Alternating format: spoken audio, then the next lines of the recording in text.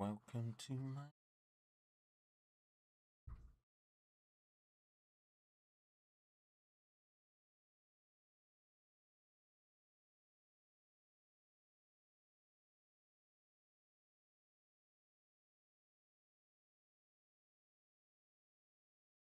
How's it going, Punisher?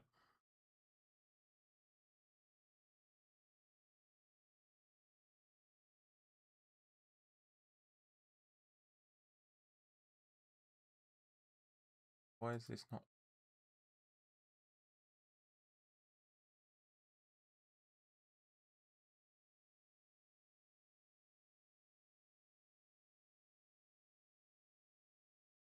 Yeah, for some reason my game's like not showing on my...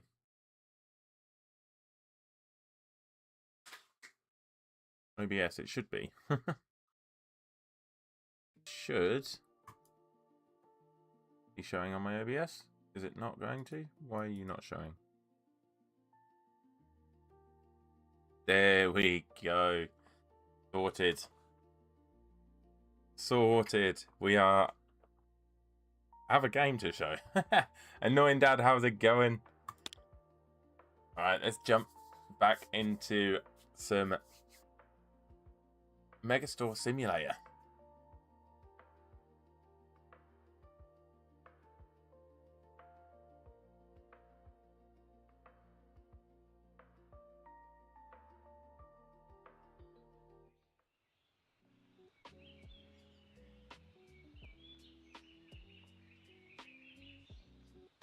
There we go. We're good. We're back. We got it. We got it. Right, if I remember right, we're doing really well with the music. We're at like 2K.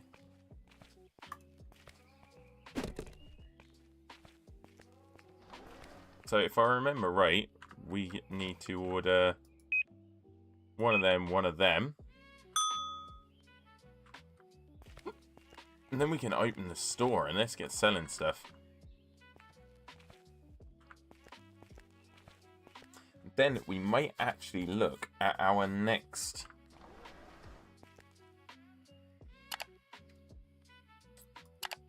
music licenses. Let's have a look. Our next license would be for this one. I'm not going to bother with the records because they don't make a lot of money. So I'm going to jump to stuff like this with the sound systems. And then we're going to get into sports. We're going to get into the hunting. We're going to get into the football, weightlifting. Again, I'm not going to bother with this sort of stuff.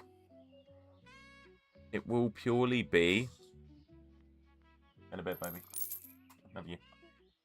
It'll purely be the equipment that I look at. Furniture. So sports hangers, double racks, sports mannequins. See, what would go on the mannequins? I have no idea what would go on the mannequins. Electronics could be another good one as well. That could be a good one. Equipment. We don't need any of this at the minute. Yeah, what? I think our next one should be sports or electronics. I think that should be our next big one.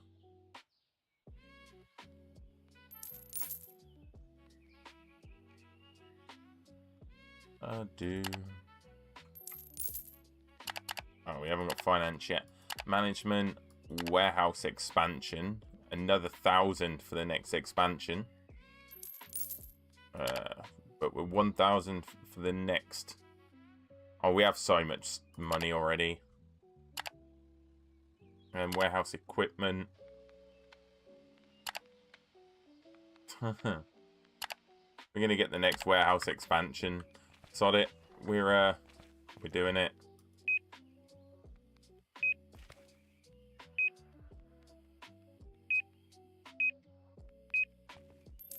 That's 5.9 we're at already. Just on that alone. That's without touching any of this. Wow.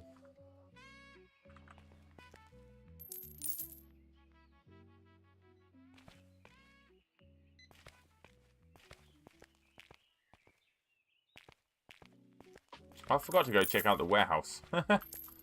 There we go.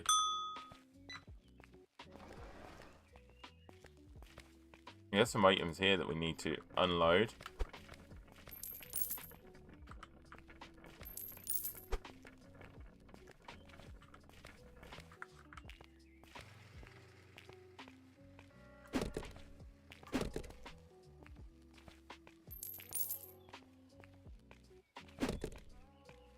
Okay, we've started to get a bit more space.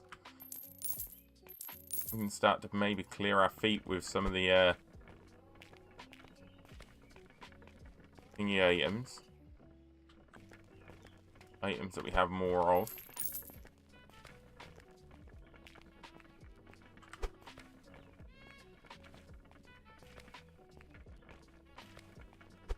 All these items that we have a single one of. Not really going to help me. Too much. We need to start bulking some of these items out. Ordering like 2s and 3s of them.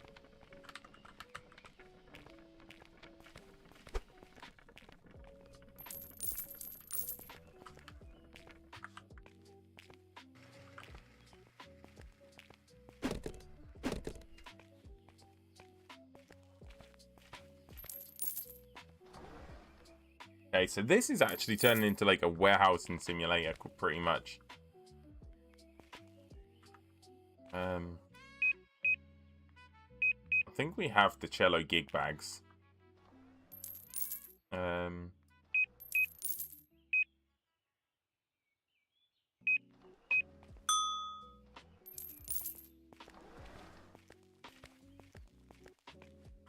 Just not keeping up, are they?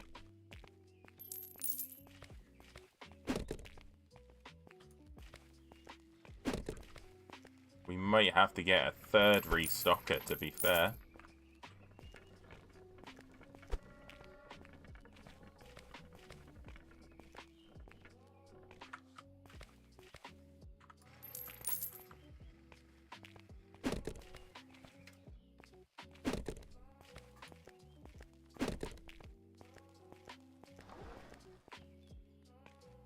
Okay, they should be all being restocked. Yeah, I definitely think we venture into the electronics or the sporting goods as our next venture. There's a changing of the guard.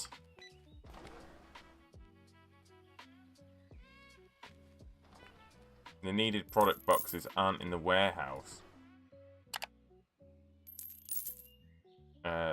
Looking music products. 2 of them. 2 of them. 2 of them.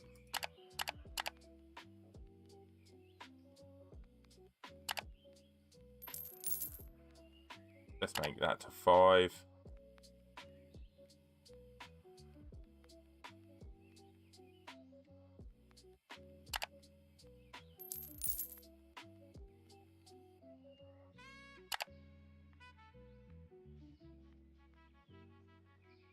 Do.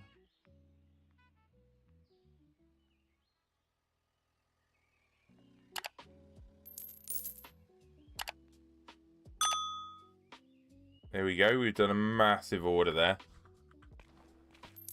Musical stock.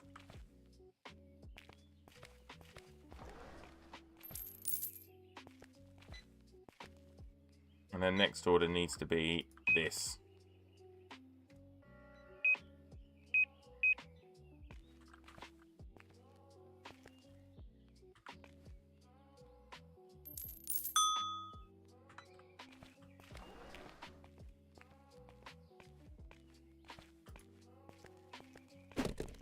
Right, we're slowly starting to dwindle through our stock now.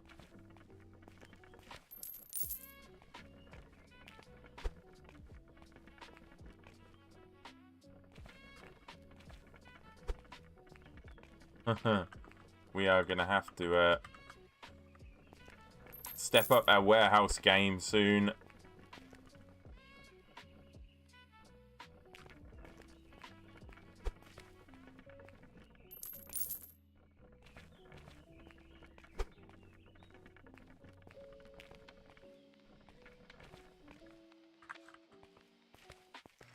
Yeah, we're going to have to step up our warehouse game. I think I'm going to have to put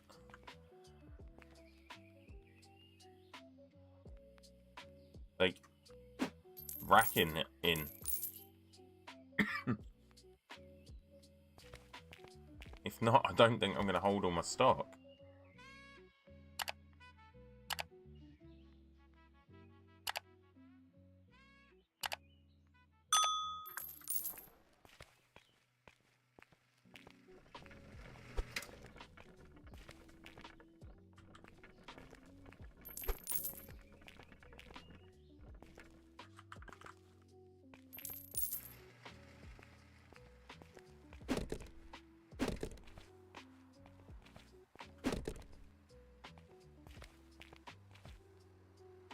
Right, we're at 4 Gs, mate. What the fuck?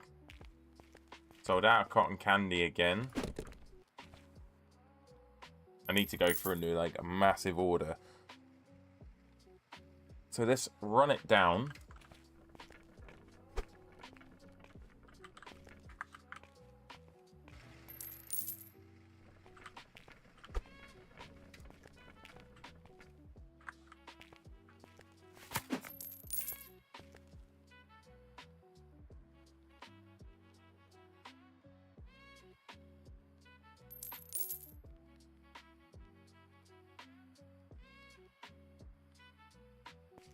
Right, let's put the pallet rack there.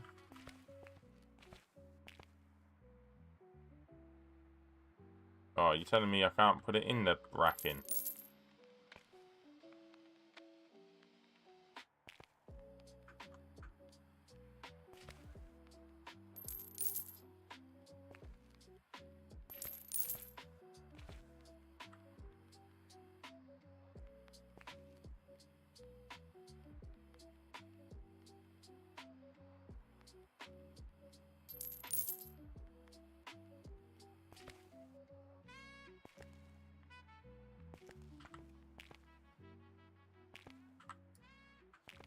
That's a bit poo, isn't it? Can't actually use the racking. Little bit poo. Haven't already, do me a favour, hit that like button, hit the subscribe button. Massively helps the channel. Trying to make our way to that 1,000 subscriber mark. Been really struggling on the old sub train lately.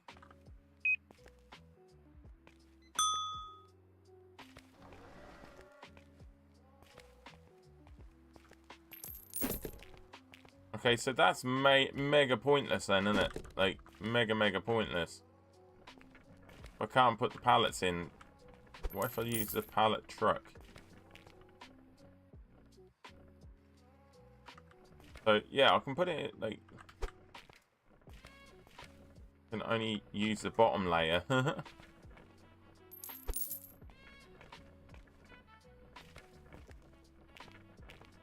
Which doesn't help me.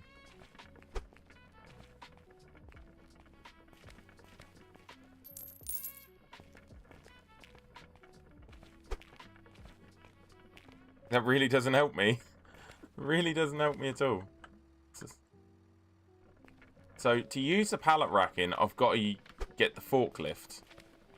Which is the only way I'm actually going to organise this cesspit of a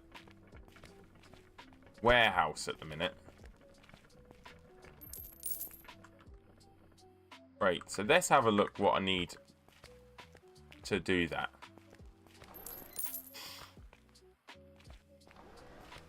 Right, let's send this away. We get rid of all the empty pallets for a start.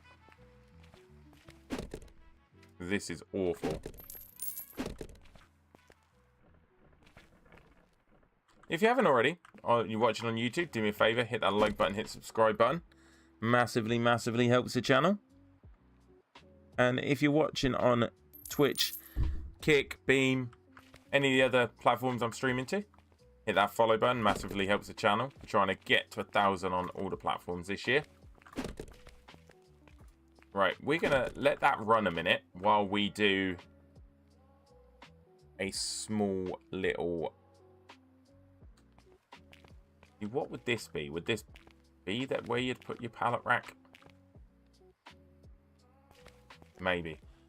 Depends on the size of the forklift. Let's have a look what we've got. Management. Warehouse equipment. There we go. So, you can get the electric pallet jack, which is just this one, but you need expansion number 5. The forklift is expansion 5. And the reach truck, which is the one we ideally need, will come with expansion 10. Then we have a pallet robot that unloads pallets automatically to the restocking zone. That's not in yet. Okay, not a problem.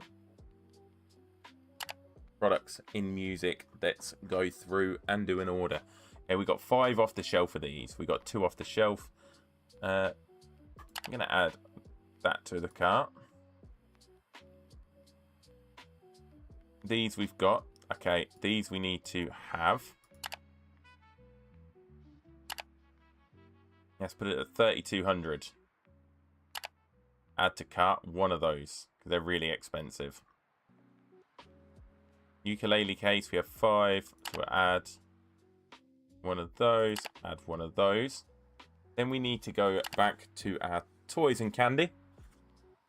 And let's have a look where we're at with everything here. We got 82 off the shelf, 62 off the shelf, 18. Okay, so we're completely out of sheep plushies. Let's add 5. And add another 5. Then, ooh, we need to add maybe 10 of those. We can do a full pallet normally. I think it's 14 of these. 71 sounds about right. And then we've got loads of these. Matthew, it's going very, very well. How about you? Hope everything's well with you, my man. 443, so that's 2 of them. Right, let's buy to end the day in a second, and we will unload these in the morning.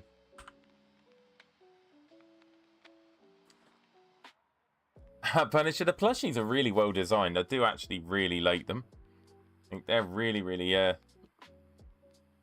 really cool, actually. Something different, aren't they? Right, we're 158 down.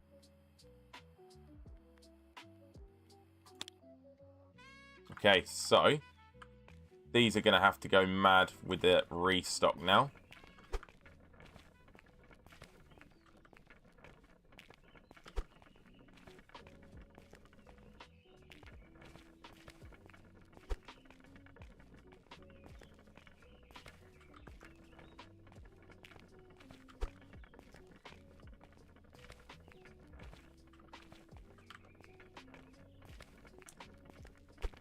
I wonder if there's a 24-hour license so that you can work 24 hours a day.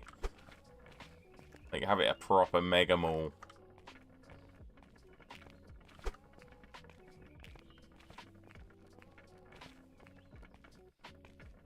But yeah, this needs mad organization in this warehouse. We need the forklift. We need to be able to organize this much better.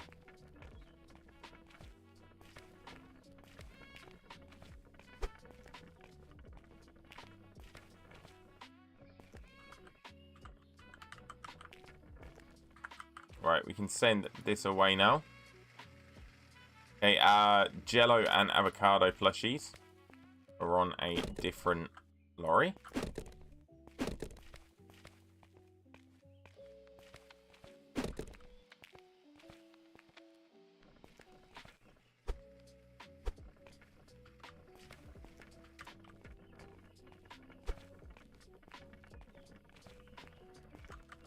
Yeah, we definitely need to be ordering things by the pallet very soon. Alright, let's send this truck away. No empty pallets there. Very good.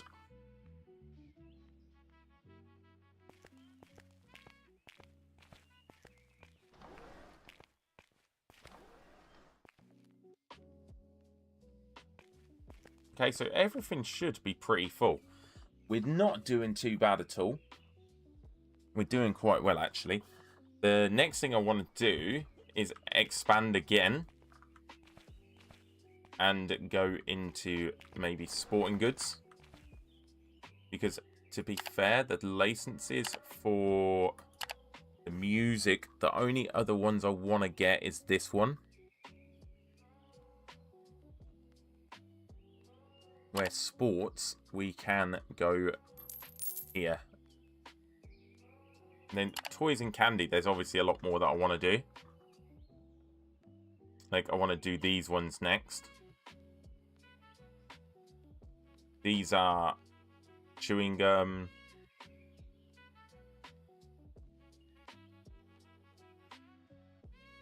Yeah, these ones I'm quite willing to do. Like, completely in the toys and candy. The bakery looks unreal. This is something I want to do. It's not available. I'll skip it for now. What are you looking for? Oh, CDs. Yeah, I don't do CDs.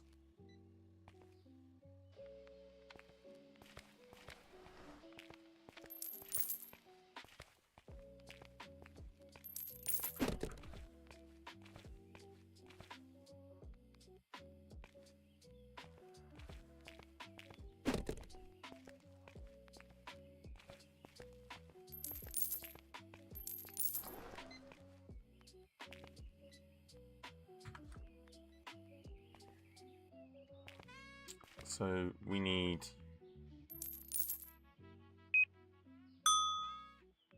some more of them.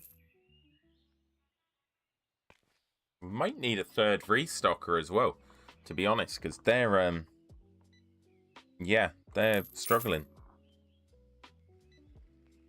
They're on the struggle bus.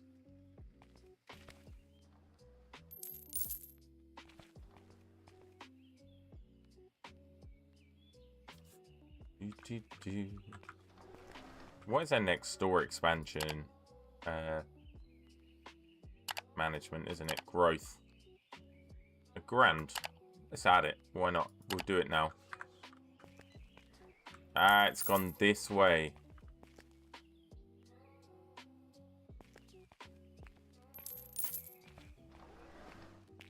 Which I'm pretty sure is as far that way as it can go.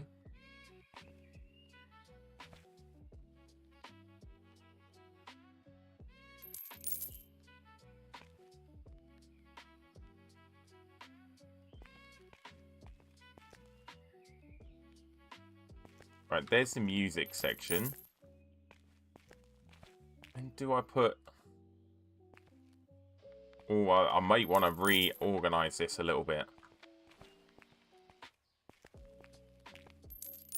And put the music section as... Oh, there are 5.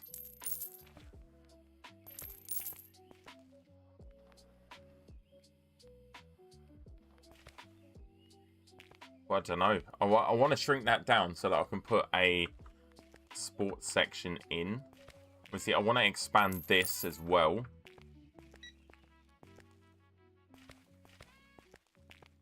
But, ooh, how do I do my sports section then?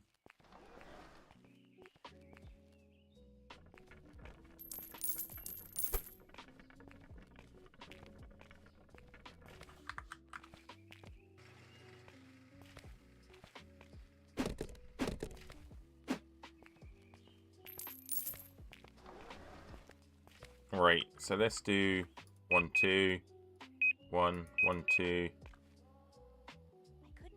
2, 1, 1, 2, 1. Right, there's some more guitars coming, which should stock that up. A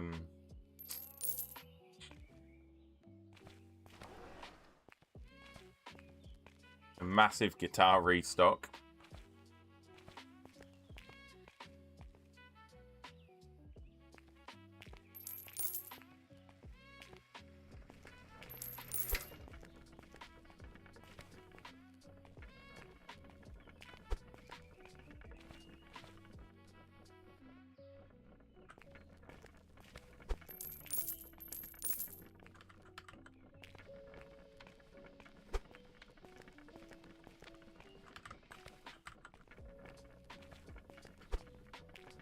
Oh, that music restock just cost me an arm and a leg, didn't it?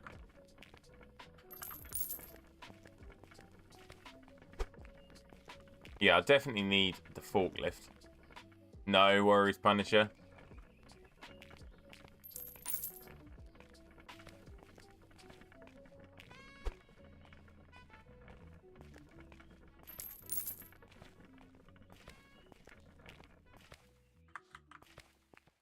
Right, then restock that.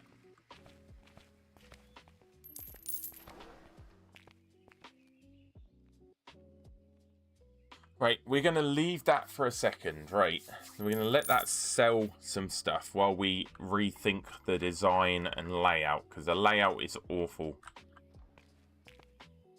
See, I quite like having all the guitars in one section. But what I might do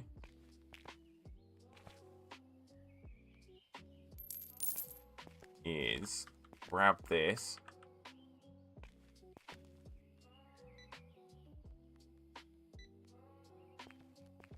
Have this as a back-to-back section.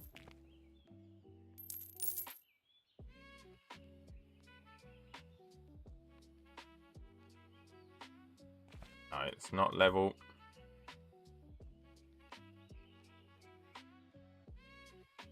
Fella. Ah, he jumped in my way. Like that, and have this as a back-to-back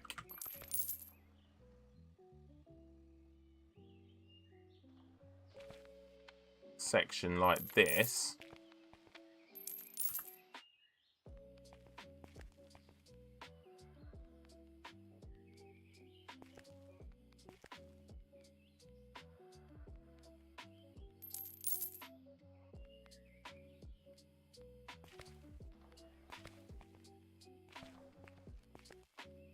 Like that.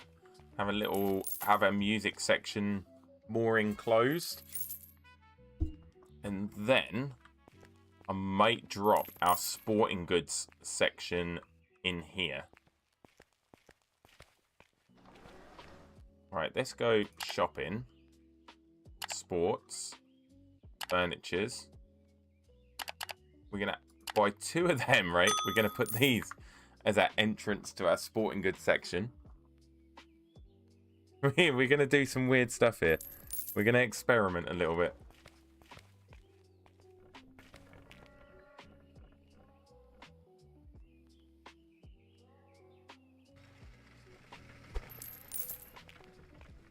We definitely need a better organisation in this warehouse, so this is awful.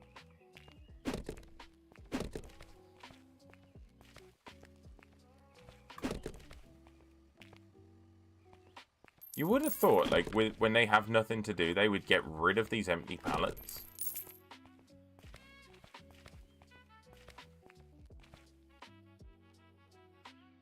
Seems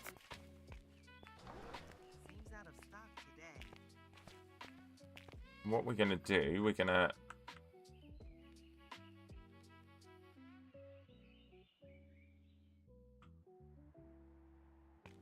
have one mannequin there. Another one here.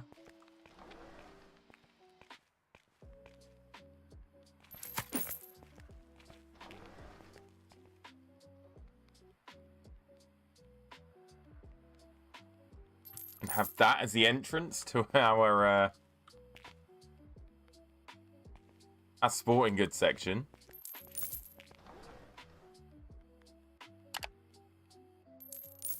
Right, licenses. We're going to get this license first and that license. And products, we're going to order 5, 5, 5, 5, 5, 5.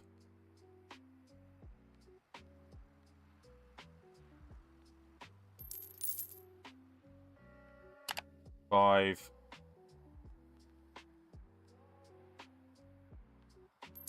And 5.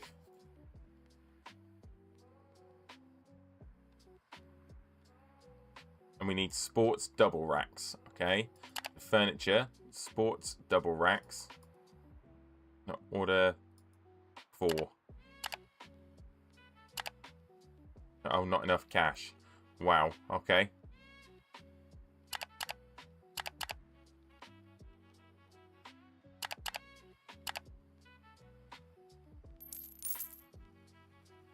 $15,000. So we drop that to 2. That's 14,300. Okay. That's our order for our sporting goods bit. Started, at least. Yeah, it's Friday the 13th, annoying dad, yeah. It's felt like it today as well, I'll be honest. It's been one of them days. While we're running down the time, I'm gonna grab a beer quickly.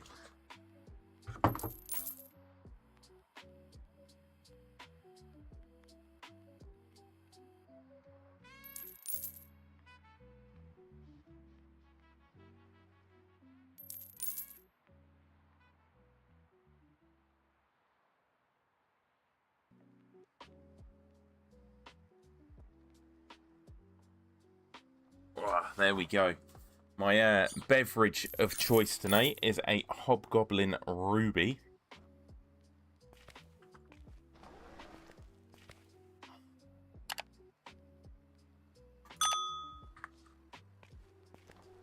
Okay, there we go. Then we need to restock our music.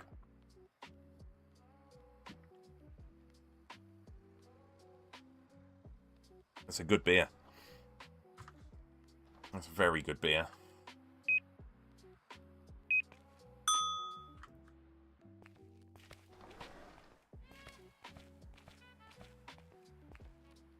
Right, I'm hoping we can have some organisation now.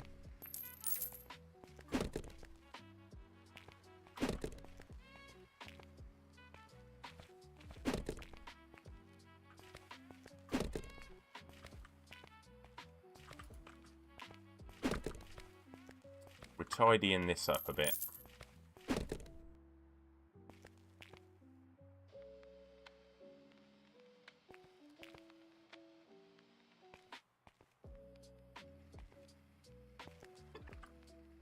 I've got the hiccups now. Right. There's this. This.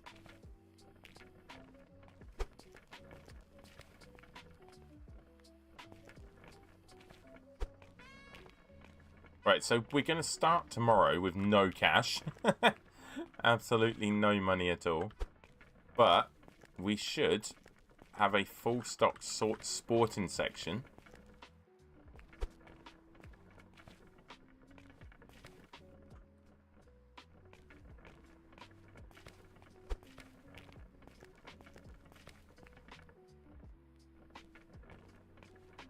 Ready to rock and roll.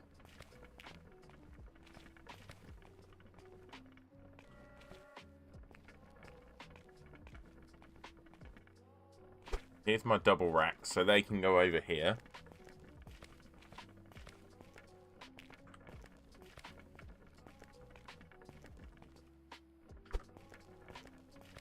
And there's my guitar.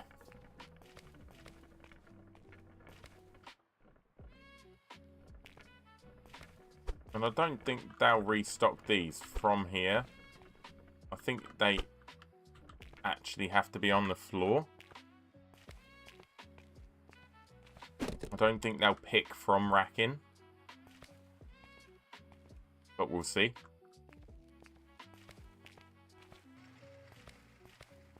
Right, we're still waiting on some guitars. Right, and then what we're going to do, we're going to set that there like so. Divide off our sporting goods section.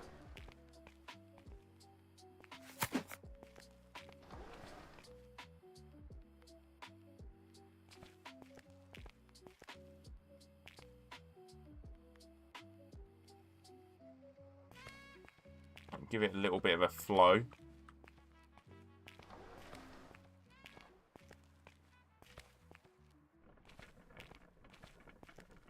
Hopefully. Yeah, I don't know if they pick from racking. Let's have a look. Because I know we need that. And it can be restocked. So will he pick from racking? I think he is going to. They will pick from racking. Beautiful. But will they pick from height? That's going to be the question.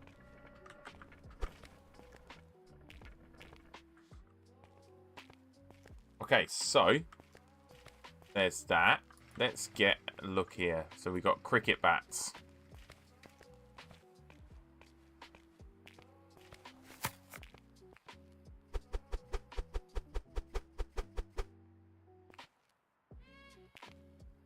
Right, so we are going to market plus 10, and we always round it to the nearest.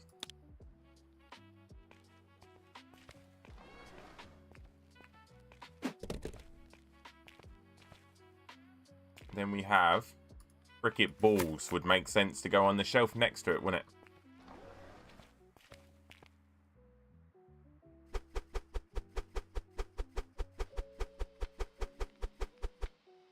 Two baskets of cricket balls. Plus 10. Round it to the nearest, so 21. So we can go higher. 23. Here we go, 22.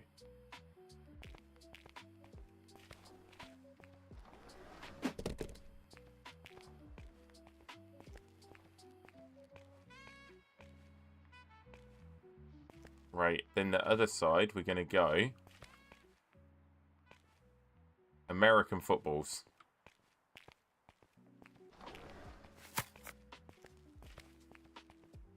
At the top.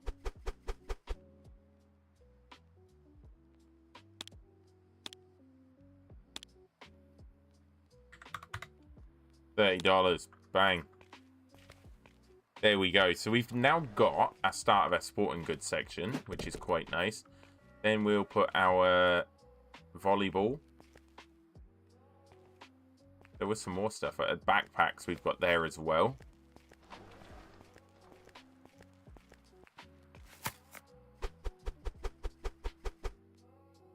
Put our volleyballs out. Plus 10%, 25. Bang. Beautiful.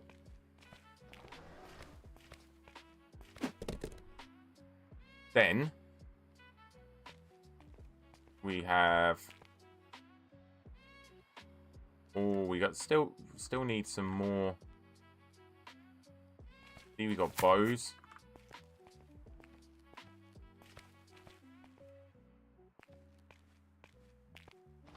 Right, so we need to make some money now because we have we made £2,000 profit. That's mad. Okay, so let's get the store open, make some money while they're doing their restock. See, I want to check out whether the backpacks go on the mannequins or not. So, what's the point of the mannequins?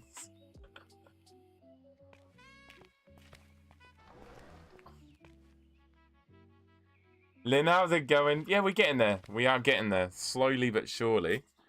We're getting there. We're trying to... I need to organise this a bit better now. This is my issue. But I need the forklift. to then organize the racking. I want to put I want each one to have its own section. Like this one be, say, cuddly toys. Then this one be all the candy. And then we do one over here for music. And then we do one here for sporting goods. And then we got a bit of organisation.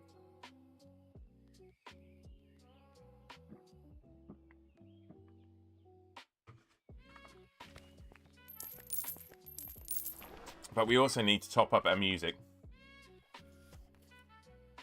Oh, I feel you on the tough week at work. I definitely feel you there. It's been a long one. Definitely been a rough week.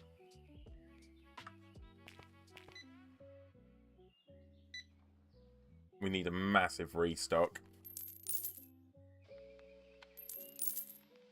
Yeah, I definitely feel you about the long week at work. It's been one of them really annoying weeks. Come on, people, buy up, buy up. Is this section getting restocked soon? What you looking for? Yeah, I know. I need gig bags. I know that as well. But I need people to buy so that I can restock.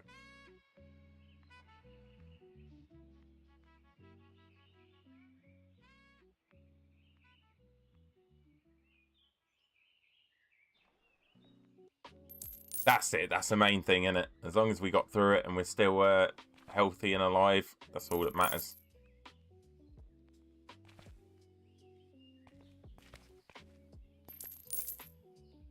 That's it. That's the problem. The bills keep going up, don't they? They don't go down. Do. I have no idea what that do was.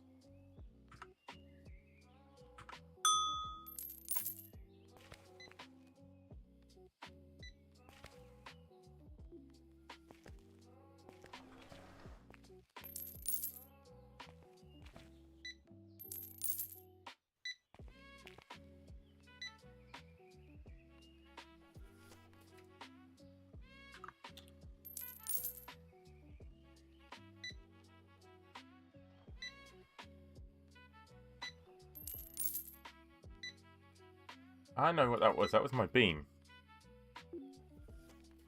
Global Spawn, how's it going?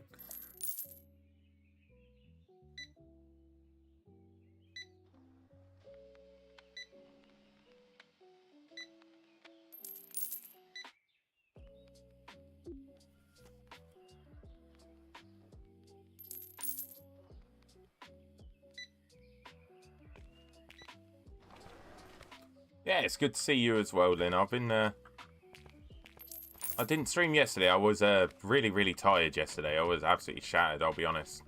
Work destroyed me yesterday. But today we're back. We're fight and fit and ready to go. You want some Heinz ketchup, Global Spawn? Just a bit of Heinz.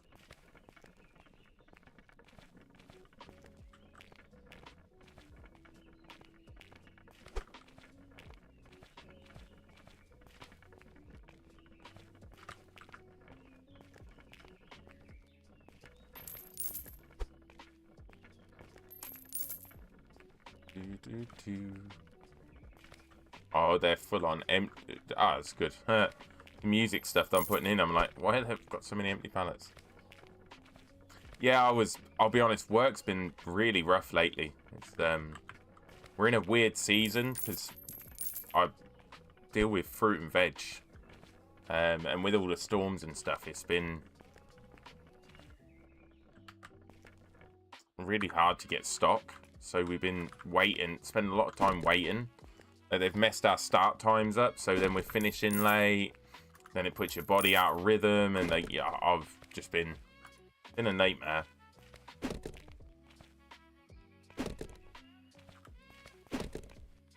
And obviously, it's like, yeah, we're getting to work, and then they're like, oh, it's now not coming till this time. And then we're stuck waiting, and it's just a bit of a nightmare, because then days are stupidly long.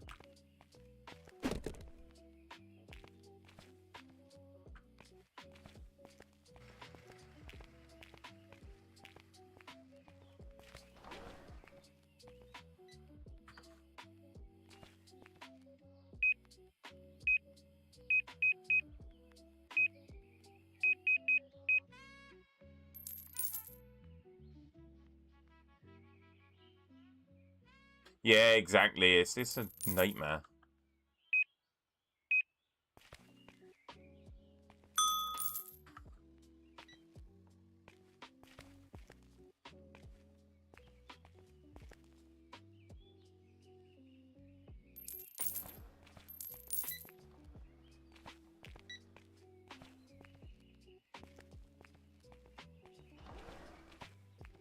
Need to improve my warehousing today, though.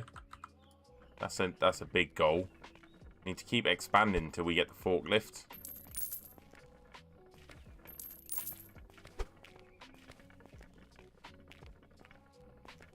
So we can get a load of racking in.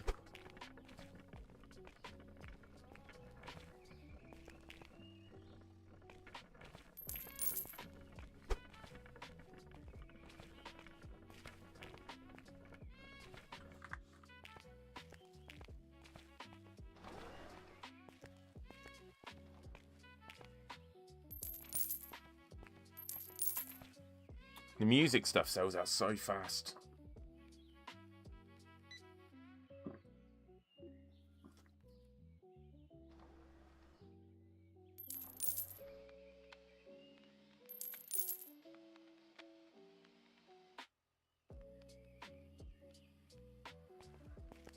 I can't keep up with the music stuff.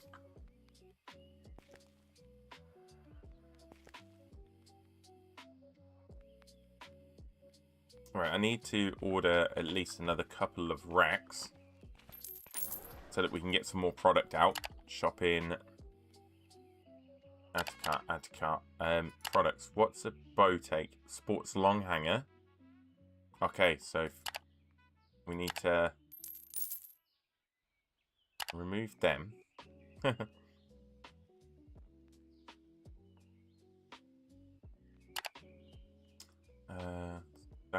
That. Yeah, so we need... And a furniture's a sports long hanger.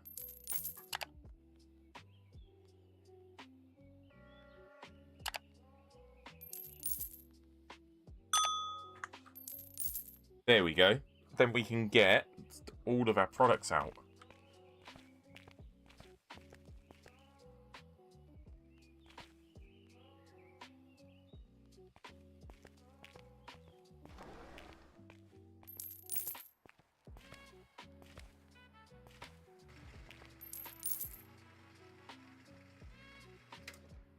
Yeah, then we can get all the products out, which will be really cool.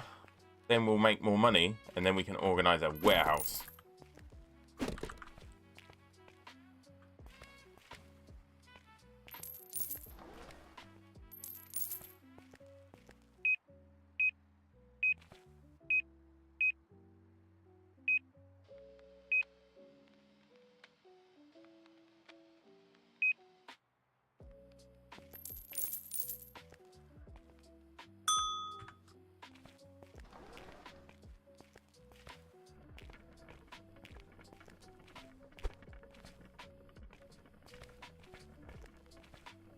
I want the long hanger, get the bows out.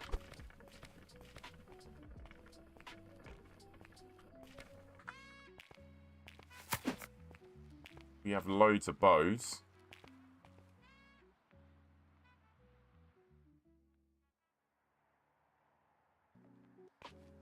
Like that. Now let's get the bows on the shelf. Backpacks. That. What are they? Bows. There we go.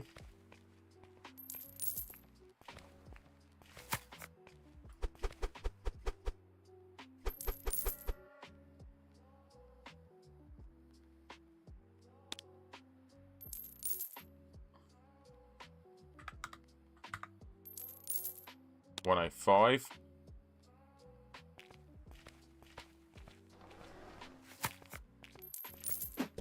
Right, so that's the bows taken care of. Now we need to get these shelves out, and we can get everything else out.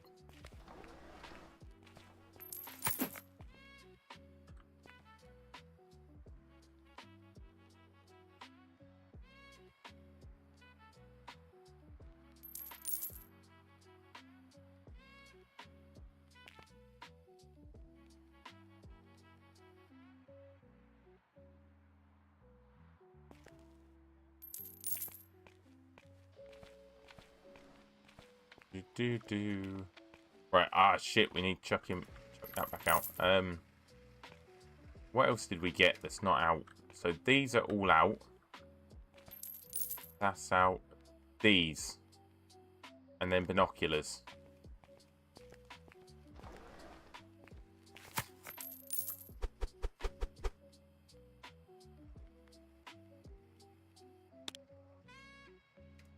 $55.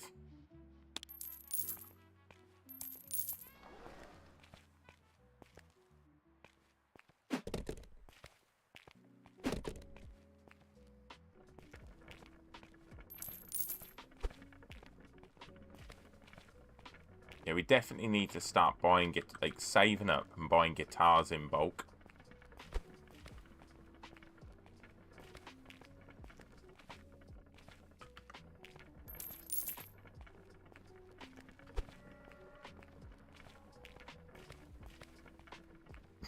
On me. Oh, this beer's well gassy.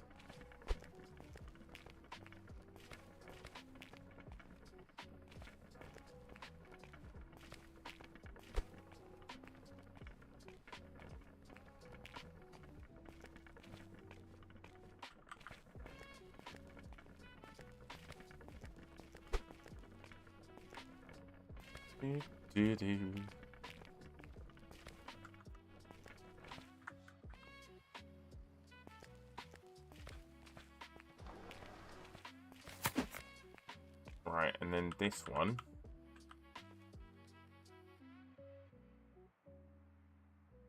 No, not quite.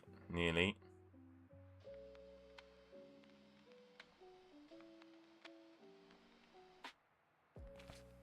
Close enough.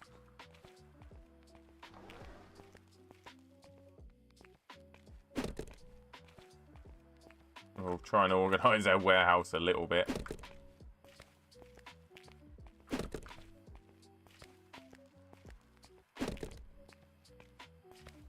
Right, then, what else have we got? Backpacks. We can put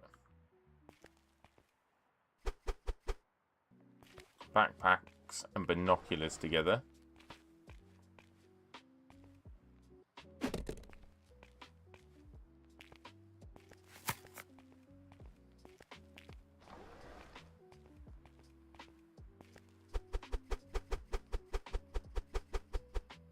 There we go.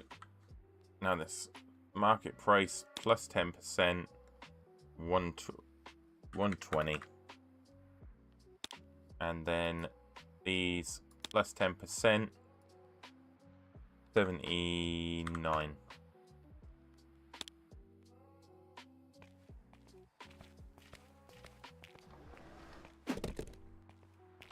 I need to do the gas burners as well.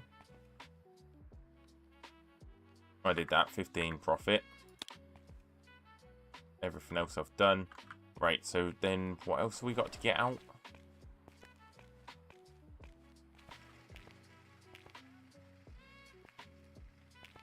Got gas burners, we got binoculars.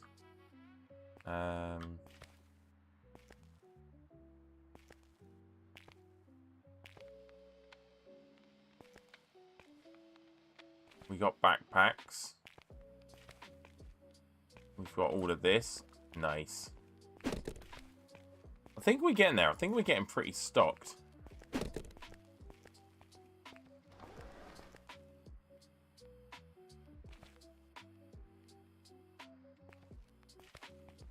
But what I'm thinking is now...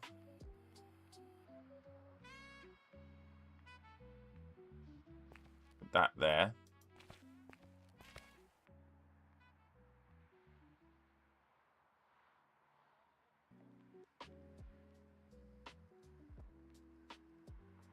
That one there.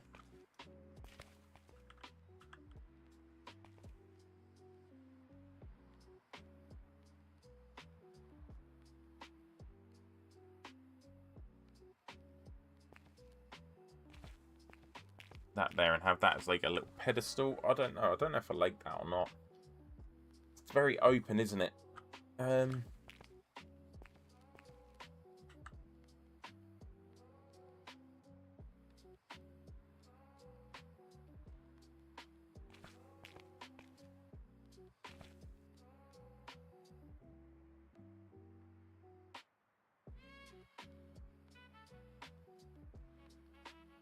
think that makes them. Sort of blocks that off though, doesn't it? Like.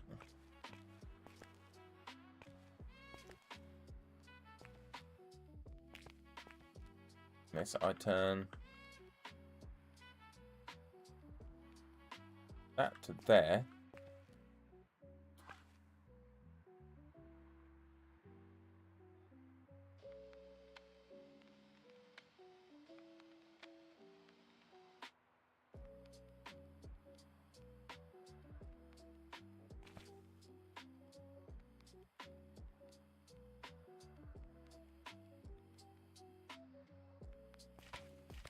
I don't know. I don't like that corner.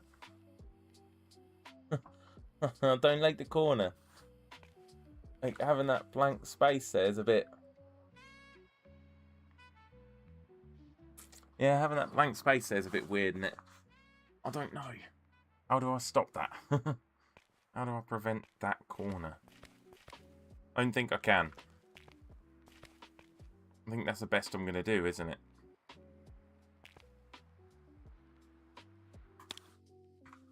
Okay, so we're pretty much stocked on guitars. We can get an extra one of these each. Okay, maybe not them.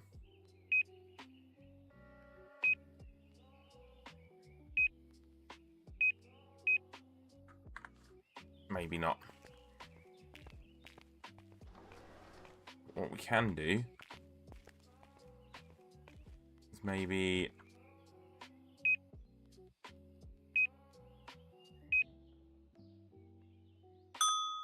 one of them each, and then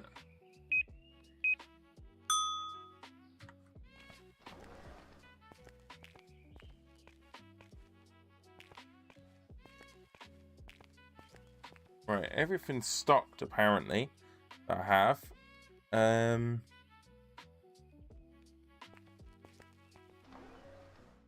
Management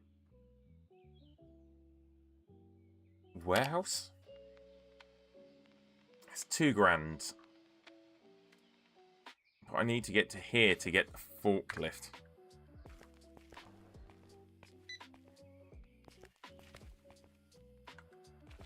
Right, so I need 1, 2, 3, 4.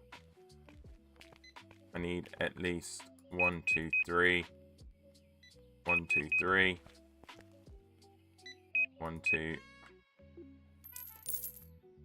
I need at least 2,600 to do that order. Which should then fill everything.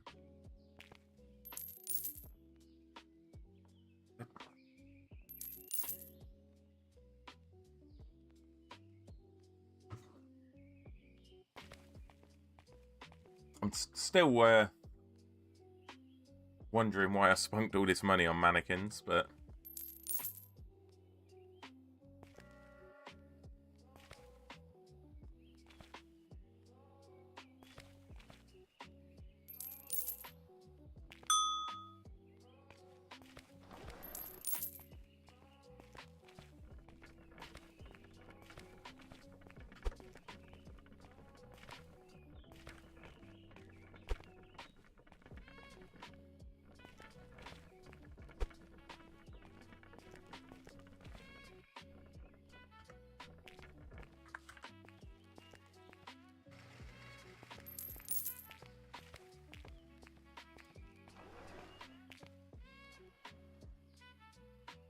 we're making money, but I don't know the best way to go about it now. We need to keep a minimum stock.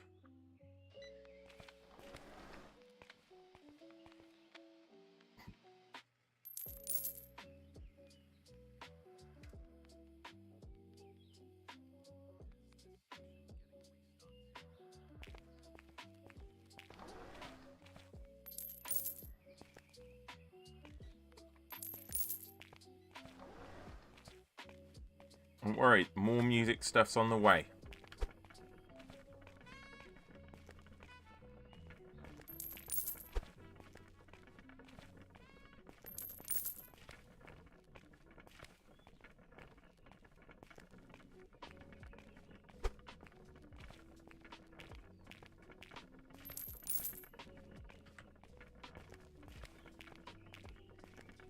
One thing it definitely needs is someone running your warehouse.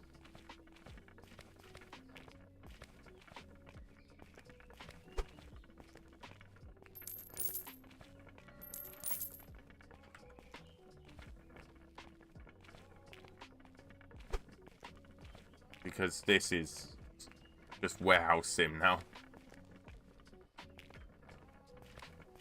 All we do is manage the warehouse.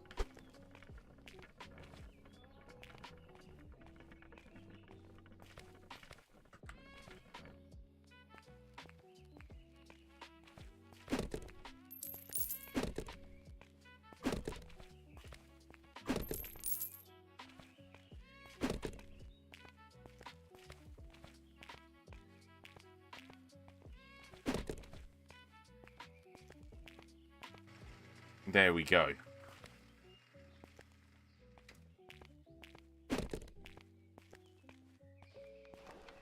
Right, let's go onto shopping.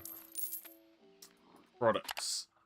Okay, we got 96 off the shelf, 47, 8. Right, let's add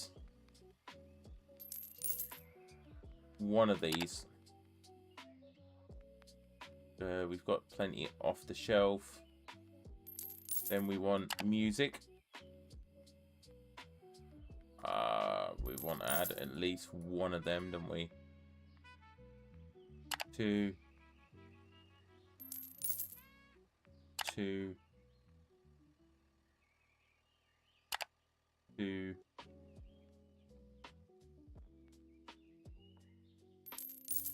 1.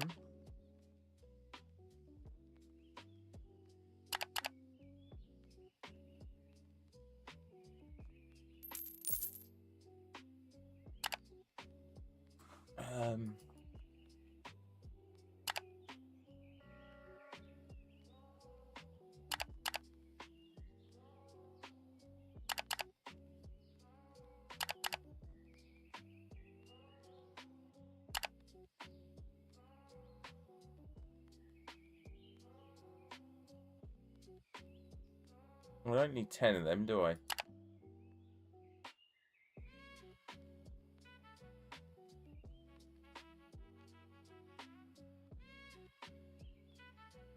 What just took down my money? I swear it's over 10 grand.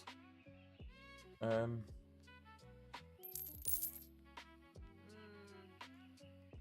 find what I'm looking for. So I'm 11.8 on that massive restock there. Wow.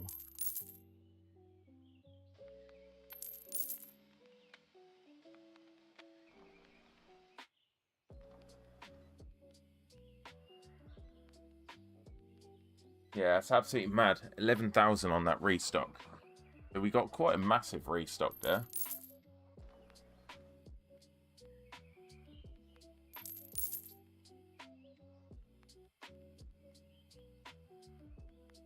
We've got an absolutely huge restock coming up. Just need to sell some more stuff. Oh, we shouldn't be far off with this, I don't think. I know the ukuleles, isn't they? I thought it's the cello he picked up.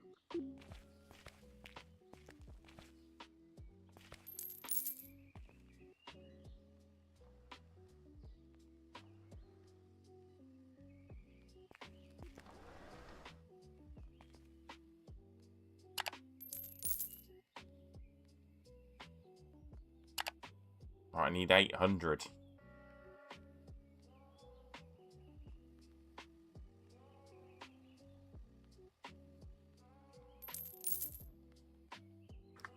$500 more to do that massive order and restock all of that.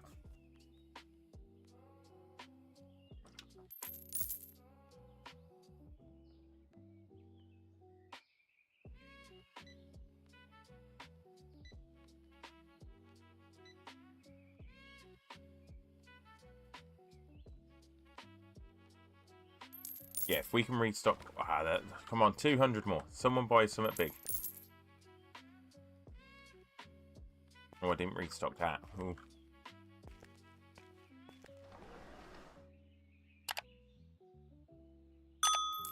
Oh, that's a massive order. That is one massive order. I think that's the biggest order I've done, 11k.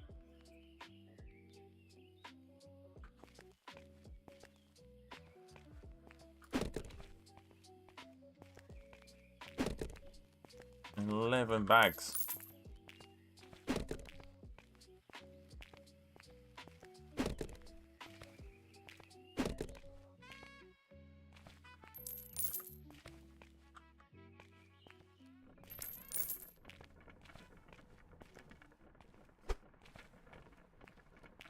Right, let's get it unloaded.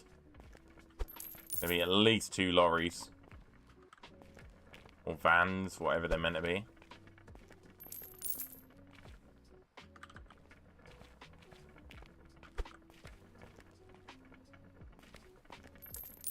Doing that wonderful. While we're unloading this, if you haven't already, hit that like button, hit subscribe button if you're watching on YouTube. If you're watching on Twitch, Kick or Beam, hit that follow button. Massively helps the channel. Trying to grow the channel to every channel to 1,000 by the end of the year. And if you're watching it on any of the other platforms, make sure to head over to the other platforms and show the support there too.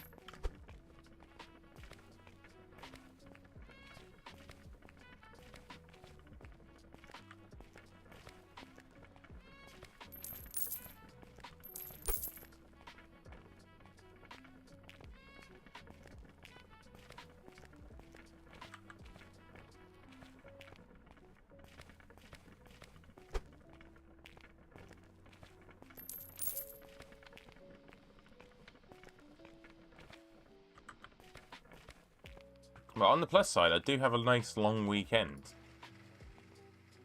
this weekend, so actually get stuff done that I need to get done. Hopefully, if the weather's good.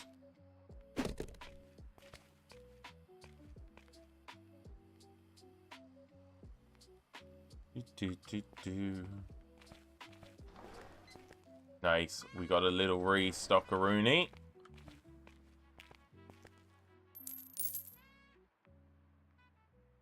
We're back at 3 Gs. That'll do.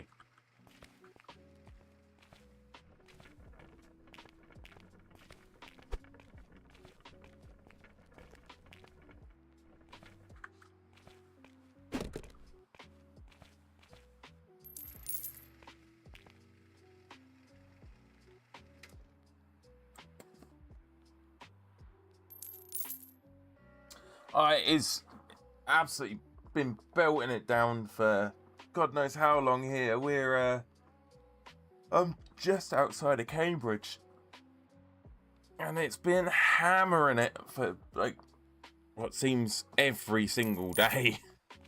I don't think we've had a break yet. Everything's just...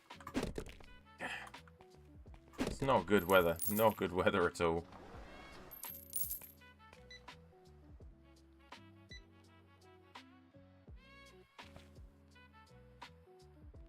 You got snow warning. I know we got an ice warning. I don't think we got a snow warning.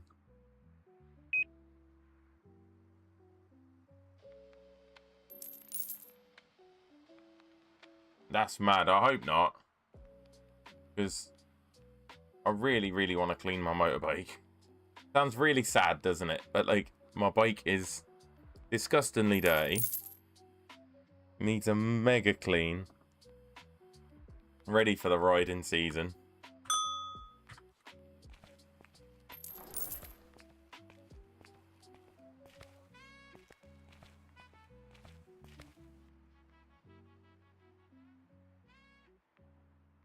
Soften tapes, how's it going? 1/2 meter. Oh, no thank you. No thank you. Yeah, I'll let you keep the snow. I'll be honest, I'm every time it snows here, I get sick. Every time. And I'm a big advocate of warmer is better.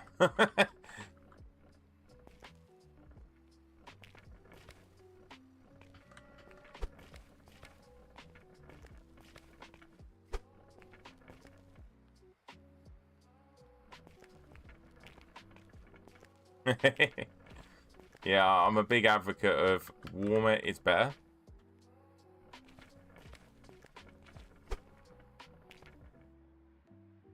How's it going, Kev?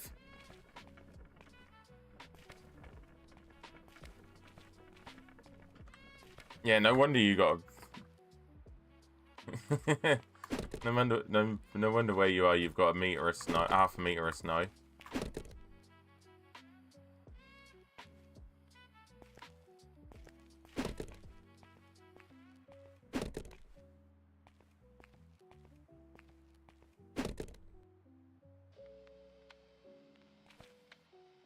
I'll be honest. Anything like mid-20s to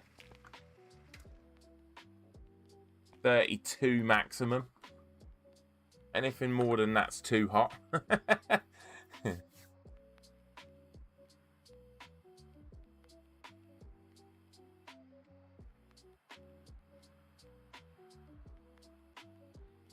Yeah, everyone in my house is sick at the minute. Every single one of them, apart from me. Touch wood. I haven't caught it yet, but it's coming. I'm normally the last one to get it, so.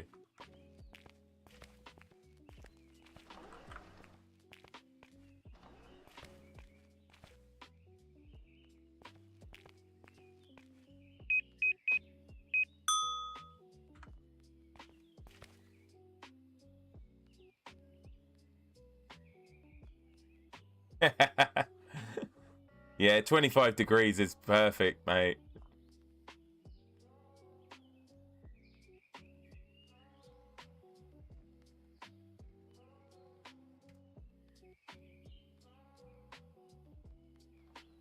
Southeast Asia. I'll be honest, Lynn, Southeast Asia is like my dream. That's my I'm a massive advocate for places like Japan, Singapore, Thailand.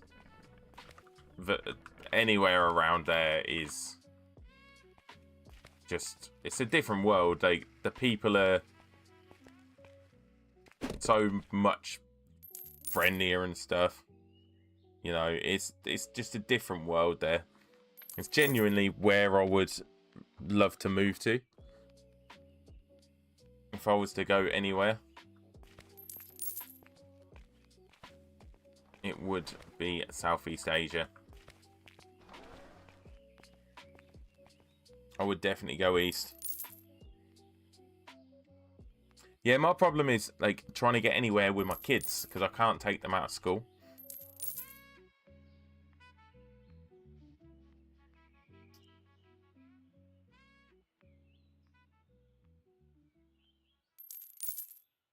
Yeah, it costs me more taking my kids out of school than it does for the holiday.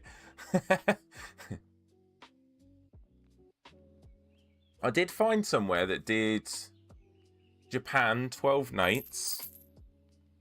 It was, but you did 3 nights, 4 different locations. You did 3 nights Tokyo, 3 nights Okinawa, 3 nights Fukushima. I think it was Hiroshima.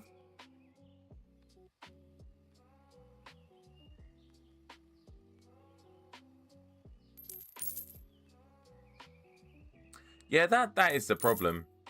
And they jack it up. But yeah, I found this holiday and you went to 4 different locations, 3 nights in each location. And that was including flights, but obviously they were economy. I think that was 1,400 each.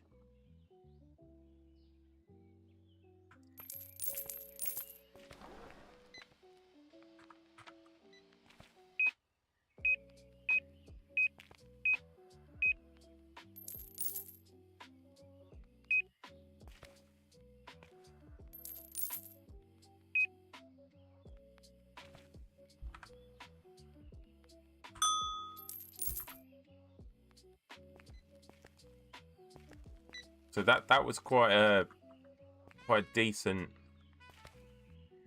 way of doing it. Yeah, that's what I thought. Like, it's because the flakes themselves are really expensive anyway.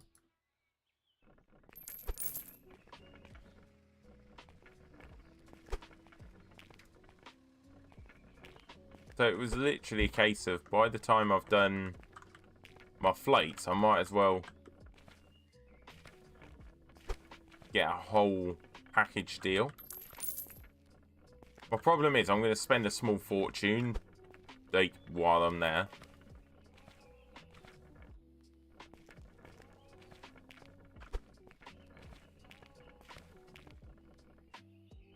Because the actual cheapest way is to go out, if you know anyone with a koi business, like with a koi carp shop, a lot of them put on trips to Japan, so you can buy koi carp while you're out there, and that's the best way. They model backpacks and the sporting binoculars, although you can't actually use them as any like sales. You can't put anything on for sale on them.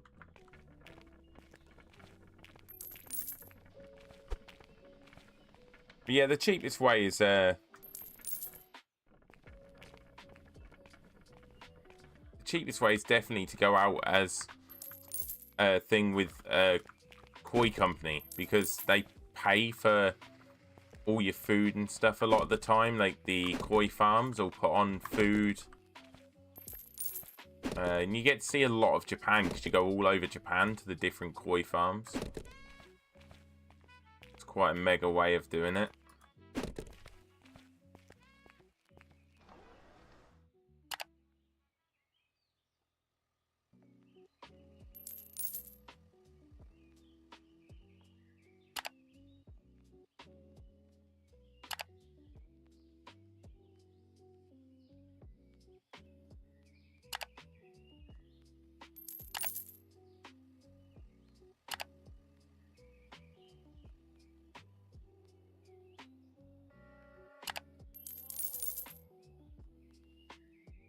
Yeah, that is a mega way of seeing Japan.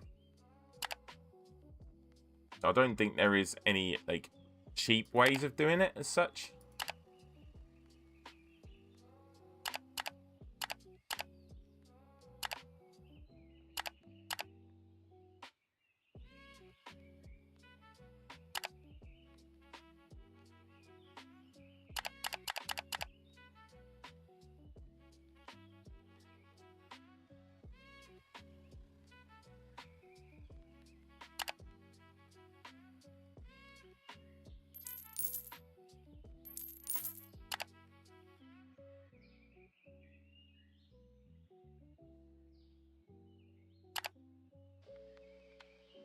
But yeah, there's definitely something I should that's on the cards, should we say? Is a Japan trip, and the 7-Elevens are phenomenal out there. They're really, really good.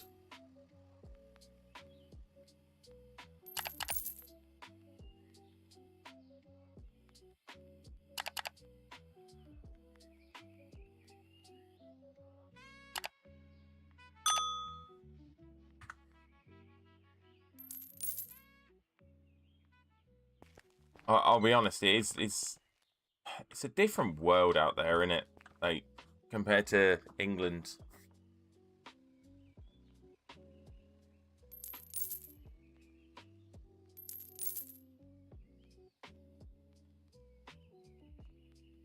If I could, I'd move somewhere like that. One of my friends at work, Adam, his wife and kids they're not Thai.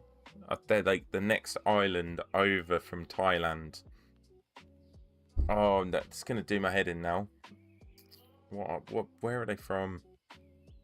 Really gonna do my cake in. He calls it poor Thailand. But he comes back for 6 months, works 6 months, and then goes back out there. And he's been doing that for a long time while he's been building his houses and paying for his houses to be built. Could be Belize, yeah. They called it the poor Thailand.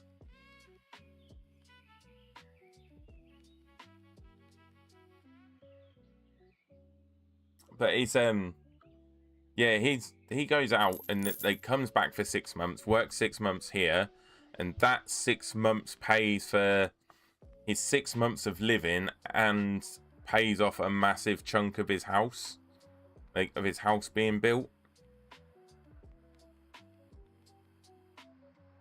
But he was showing me some of the street markets.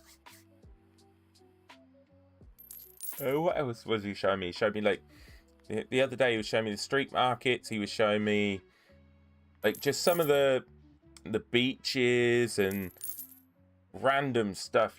He goes to Krabi a lot. It's only a ferry ride away. It's an hour or 2 hour ferry, and they go to Krabi in Thailand. I'm sure he said it was Krabi they go to, or Phuket. I know he said they go to Phuket quite a lot as well, but that's unreal. Genuinely a stunning place.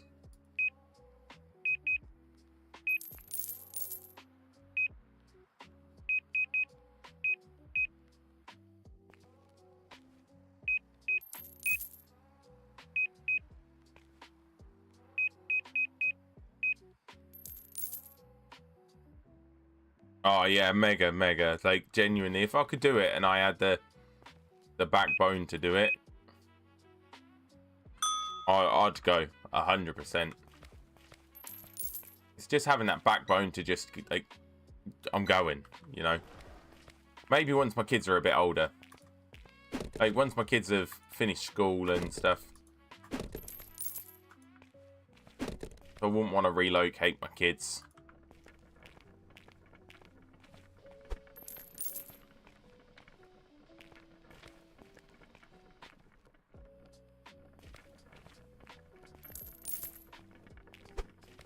If you haven't already and you're watching on YouTube, do me a favor, hit that like button, hit the subscribe button. Massively helps the channel. If you're watching on Twitch, Beam, Kick, hit the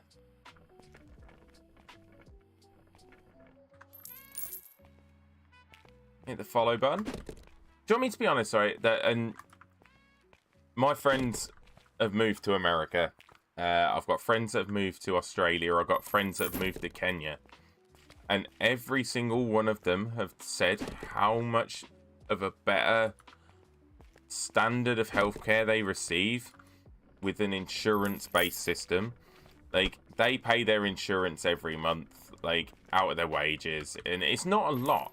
People seem to think it's £1 million a month. It's not. They're paying $20, $30 a month. Something like that out of their wages. And it comes straight out their wages with their companies and stuff. And they're all said, every one of them said the same. They was worried about not having a NHS, not being able to just walk in and have a doctor's appointment or whatever. But every one of them have said how much of a better standard of care that they received compared to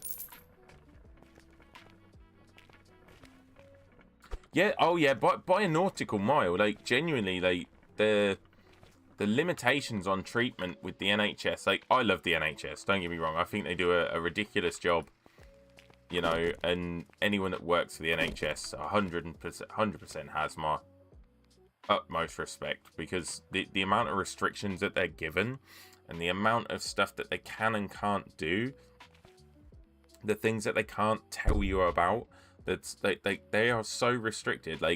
Where in a privatized health system, you have more choice. You are not restricted to, oh, this costs us nothing, this we can't afford to do this operation on you, even though it would solve all of your problems. You know, I'm very much a prime thingy of that. I dislocated my shoulder about 6 years ago, not maybe 5 years ago. Tore it out the socket and tore a massive chunk out the top of my shoulder blade. And now it's in like what they call it's now what they call subluxed. So basically, it's in a semi state of like dislocation, but they won't replace my shoulder because I'm too young, because they'd have to do it twice and it costs too much money.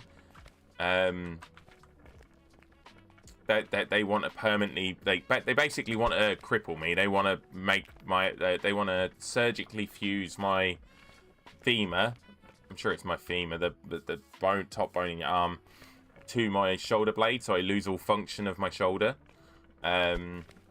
because it's a cheaper option and they wouldn't have to do it twice. Yeah, it's like basically they want to make me a cripple rather than replacing the shoulder, because it's too expensive to do it twice, because I'll outlive the shoulder joint basically. But that's if I went abroad and was in a privatized system, I could have it replaced as many times as I wanted.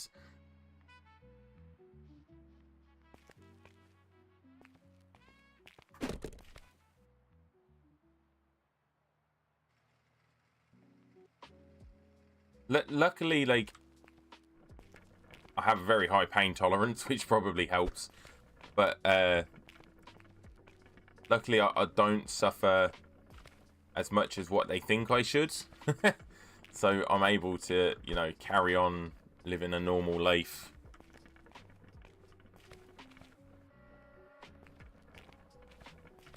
You know, it does niggle me, and it niggles quite a bit occasionally. But, you know, yeah, it's just you know, it's just the state of the country we live in, unfortunately. Again, it's not them, it's bureaucracy, isn't it? It's you know, it costs them too much money because they'd have to do it twice. It's part and parcel, unfortunately, of that bit of the world that we live in.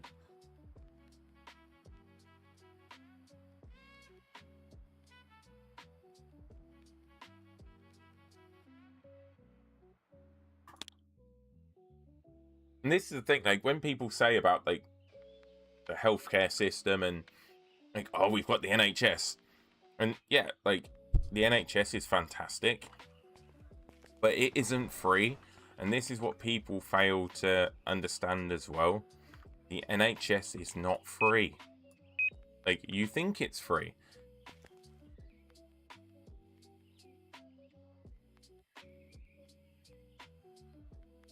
Like, and this is the thing, like, people forget the NHS isn't actually free.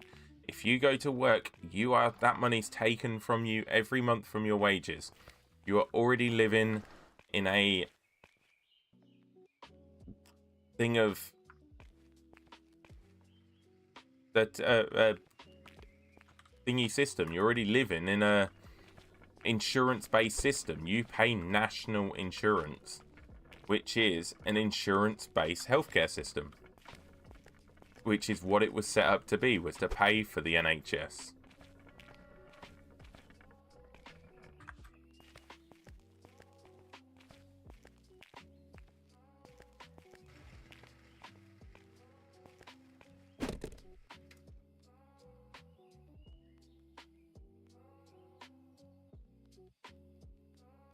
Yeah, exactly. So, in theory, you are already living in an insurance-based healthcare system. Like, this is the thing that people don't realize. Like, if you work, you are paying that insurance already anyway. If you don't, the only people that are benefiting from the NHS are people that don't work in reality. Because if you're a working individual, you're already paying for the privilege of the NHS.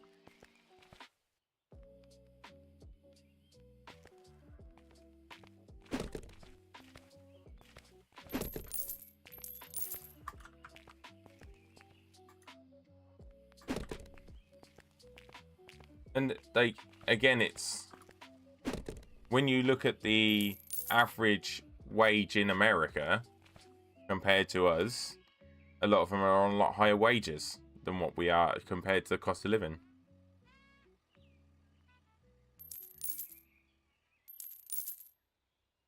The thing is, we've messed up the NHS in our own, like, on our own. Like,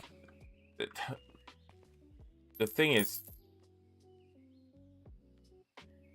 it doesn't cost 60k to have a baby, but it also doesn't if you're insured. This is the thing. Like, it's all part of your healthcare plan. Like, all my friends have had babies abroad, and it's not cost them that much.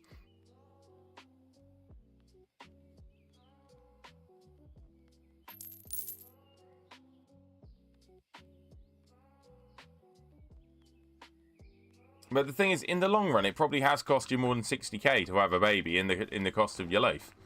If you look across how much national insurance you pay in your life, I bet you've paid more than 60k in a lifetime of working. And if you actually factor in the people that don't work that you're paying for, this is why the NHS is in such a bad way.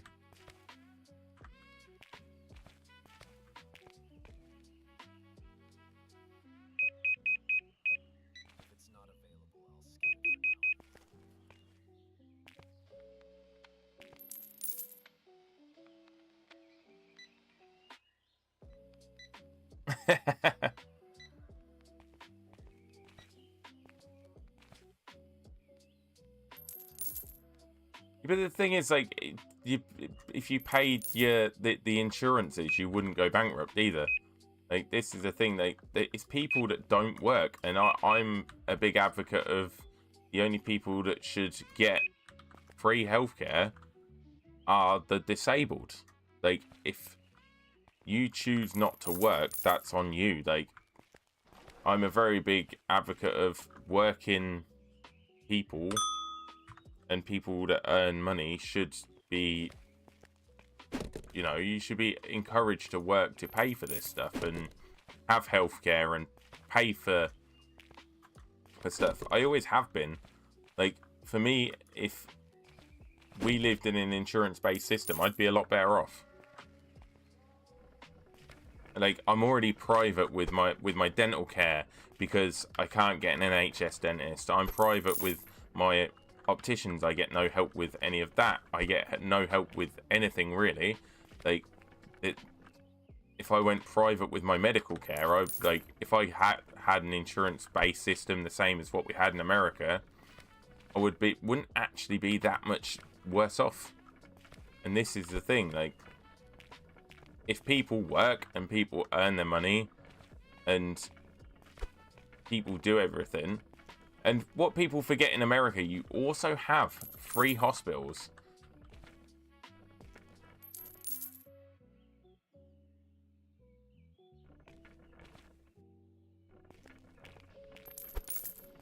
Yeah, I do agree, but then there's also that thing of the people that never work, never have no intention of getting a job, people that are coming here as medical tourists, which we have a lot of. Believe it or not, the UK is one of the most frequented medical tourist places in the world. Come here on a flight, get their NHS treatment, and then go home again, and don't pay for a thing. But we've paid for that, and this is where, like, we're wrong as a country. Like, we're paying for so many people that don't deserve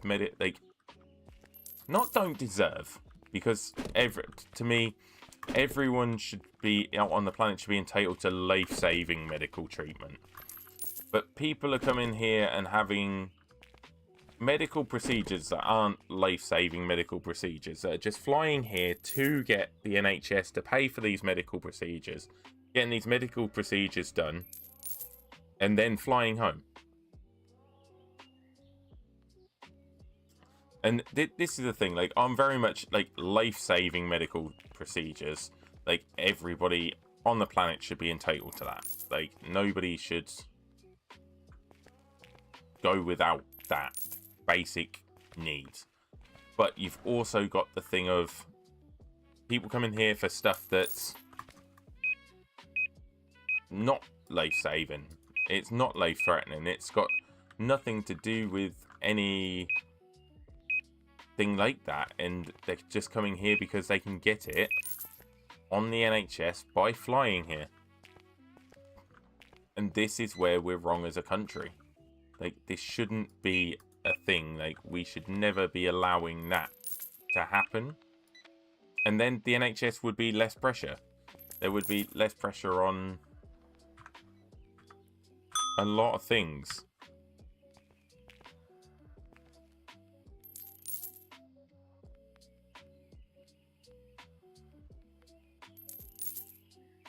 Exactly, and this is the thing, like, if I wanted to move abroad and wanted to rely on a pension, I would have a private pension.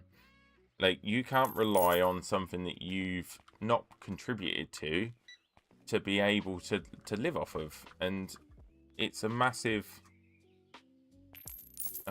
thing, you know. If you're not, because my big thing is, like, I'd love to buy a sailboat.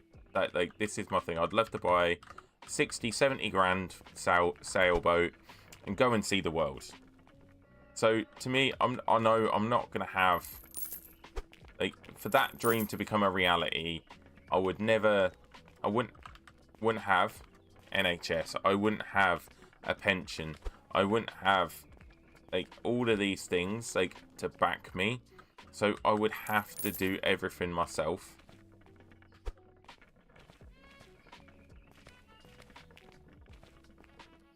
And, like, and people just think because you've got that privilege. And it's like people complaining when they have no pension when they've never worked a day in their life. Like, you shouldn't have a pension if you never worked a day in your life.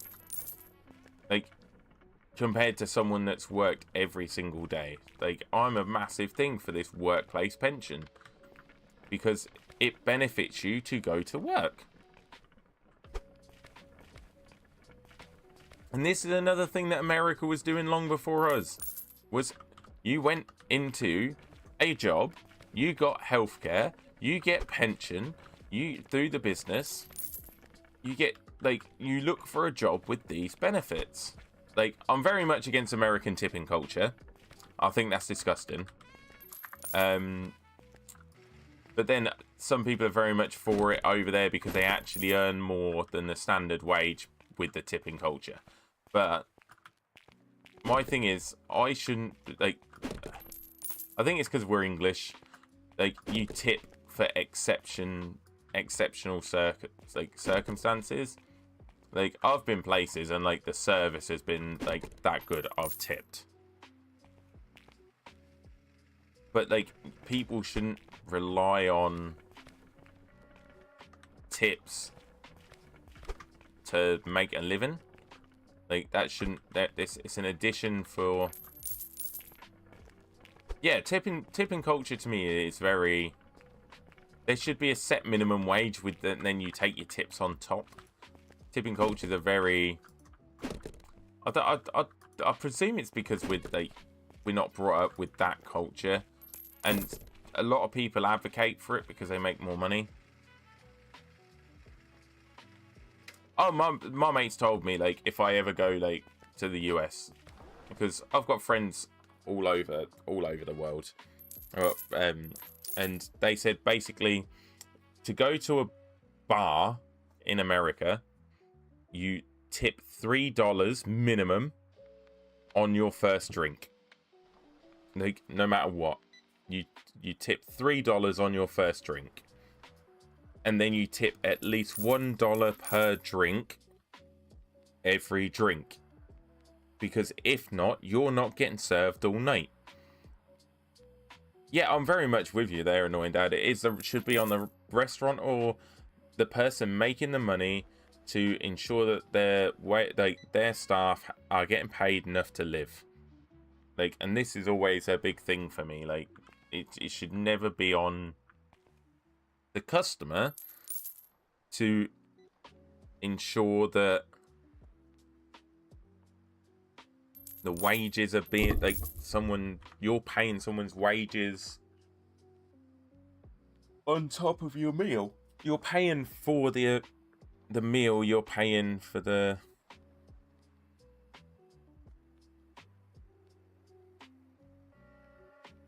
Lynn. I'll be honest. I'm not like I've tipped like good money. For times when I've been out, like I went to Hard Rock Cafe in Ibiza, and the service was ridiculous.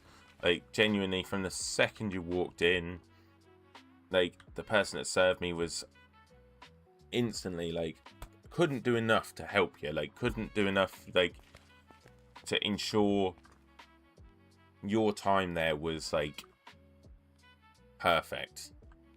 Like she come over, like explained all the like the meals that they done straight away, like what do you want to drink, like what cocktail do you want, and I was like, oh, I'm not sure. And then like was like, oh, what, like, do you like sweet cocktails, do you like the fruity cocktails, blah blah blah, and made the experience like really like made it feel like they were concentrating on you. And it was like they actually made it a really, really good like experience. Like made sure your meal was exactly how you wanted it, made sure your drinks were exactly how you wanted it. I'll be honest, I said like, no, I'm not sure, I just want, something sweet, a little bit fruity, whatever. And she's like, right, I'll get the bartender to make you a special cocktail, no problem. And they like something off that's not on the menu. And genuinely, this cocktail must have had 20 shots of alcohol in it, because I felt fucking pissed when after I drunk it, and I can drink. I felt wankered after I'd fucking drunk this cocktail. But like then I tipped like I think it was like 50 euros, something like that, 50-60 euros. But because it was worth tipping for, like that is, to me, is when I would tip. Like I wouldn't just walk in a McDonald's or go to a normal bar and go, oh yeah, I'll tip. Like I wouldn't tip in a pub or something like that, I'm like they have to, you're paying for making it an experience. You go in there. Yeah, I can drink cocktails. We do a thing called, oh yeah, the US expect it. That is one major difference. And that's that is a major thing for me. That's not normal. Yeah, exactly. The US, it doesn't matter. They expect 20%. And it's like you've already paid an extortionate amount for a meal or for a night out. And like some people can't afford to tip. Like that's a special, like they've saved up just to be able to afford to go out. For them, just a thing. And then to get slandered and slated because they couldn't afford to tip is disgusting. I mean, like that is to be like slated publicly as well, like because you couldn't tip, is a bit disgusting to me. I'm very much a advocate of, like, you make it worth my while tipping, I'll tip. If it's not, like, if you're not engaged with the job, you're not making it an experience for me to be there, you're not making me want to be there, I'm not gonna tip. Like, it's the way it is. I've even tipped in Pizza Hut, like for really good service, but it's not something that I make a habit of.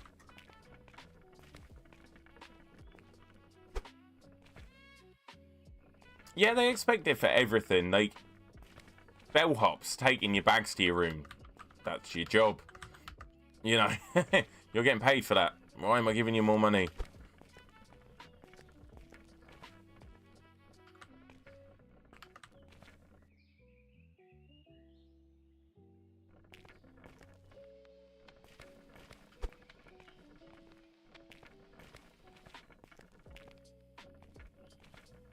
Oh yeah, this is what I mean about culture though. Then like Japan is that everything's built on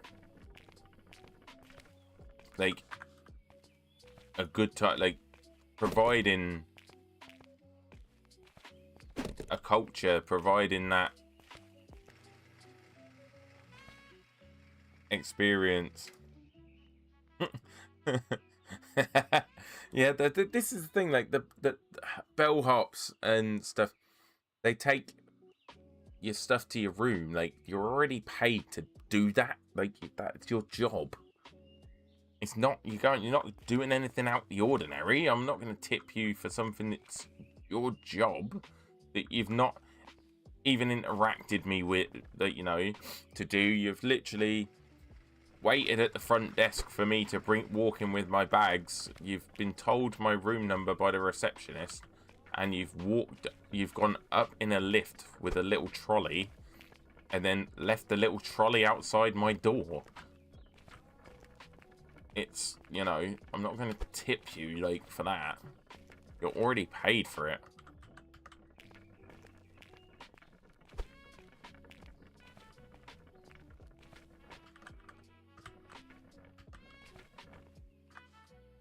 Yeah, see, Japan is very much what they can do for you.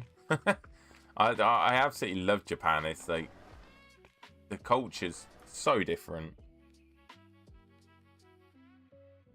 This is it. Like they're literally going the same place as what I'm going to, and they're literally gonna do exactly what I'm gonna do myself, and they're already paid for it. So I'm gonna pay them more money. Yeah, I wouldn't take, if my kids were, babies, I wouldn't take them. But saying that, they're so safe. Like, genuinely, Japan is such a safe country.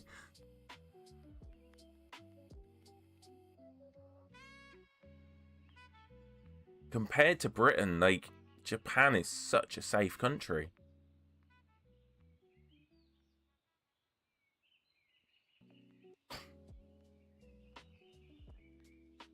But I think their punishments are a lot harsher as well. I think that's why their crime rate's so much lower.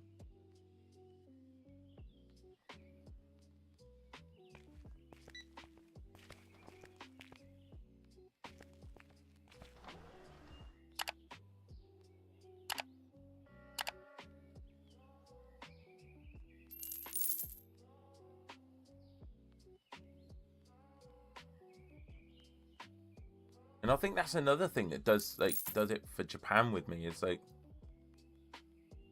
any country safer than anywhere in the UK at the minute, Lynn. It's so bad at the minute. Just today there was a young kid walking home from school in the next village from mine, approached and tried to some strange man offering him lifts and trying to coerce him into the car with him. Again, it's something that you don't. Even my village, there was 3 men videoing the kids in the park, and not one of them had kids, and they just walked up, sat on the bench, and started video recording the kids in the park. No kids with them, no women with them, and it's you can't trust anyone nowadays. It's disgusting.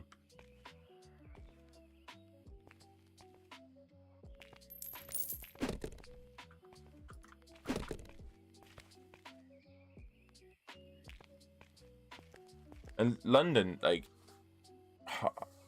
yeah, it's really bad.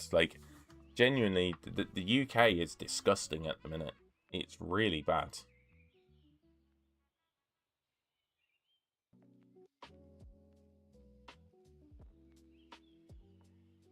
The UK is just getting worse.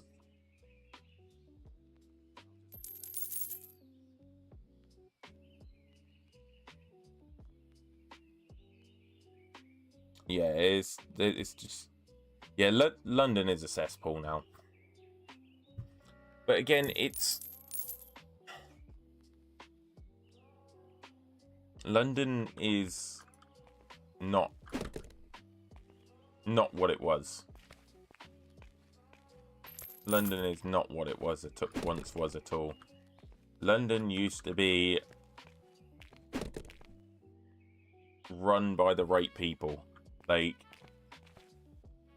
it was run by the gangsters that believed in civilians were not involved. This is exactly it. The government only worry about the government. They're not actually working for the people. And the thing is, like, when London was, like, years ago, it was run by the dodgy people that would, you know, there was all the shootings, there was the stabbings, whatever else it is. All the dodgy money was being earned. But it was run by people with a moral code. Oh, yeah, I'm really bad on the tube. Like, we go on the tube, when we go to London, like, we get on the tube, my wife and kids are in a corner, mate, and I'm, like, standing in front of them, like, some guns gotta get through me first, you know what I mean? I'm bad for it.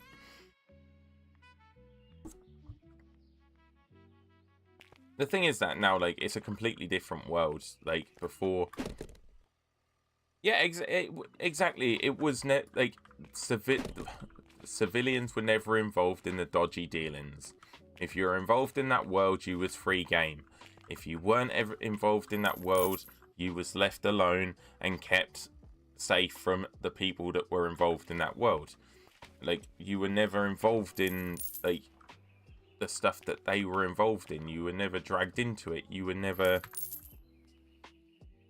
Exactly, and the government is the worst gangsters, and I guarantee if they properly release the old Epstein list, mate, half of their government's involved in that and all. And guarantee.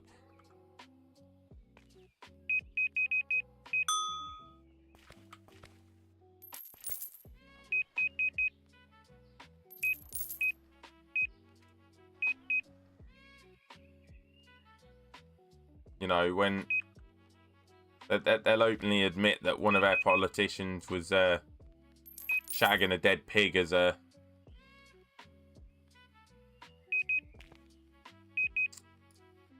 thing in his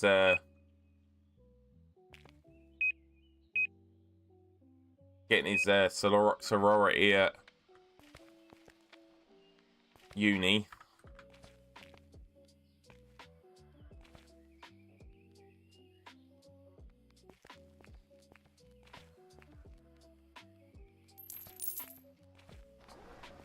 And this is the thing, right? All these governments, they slag each other off, yeah? Like Labour, Conservative, and that. They're all friends. They all go to the same university. They're all Eton. None of them are any different. Like, Starmer, oh, my dad was a tool maker. No, he wasn't. His dad run his own, but like a multi-million-pound business. His dad was never a tool maker.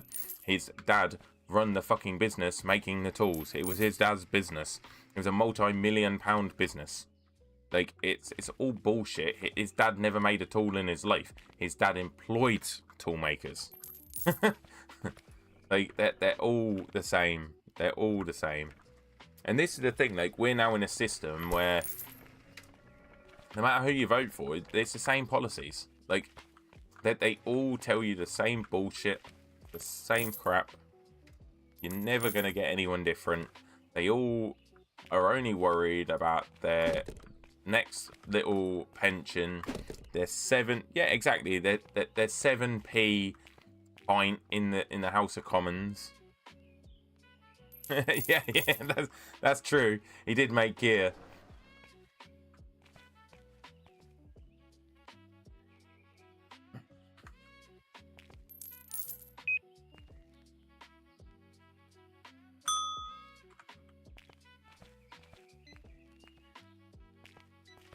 But this is the thing. It's like they think we're all dumb.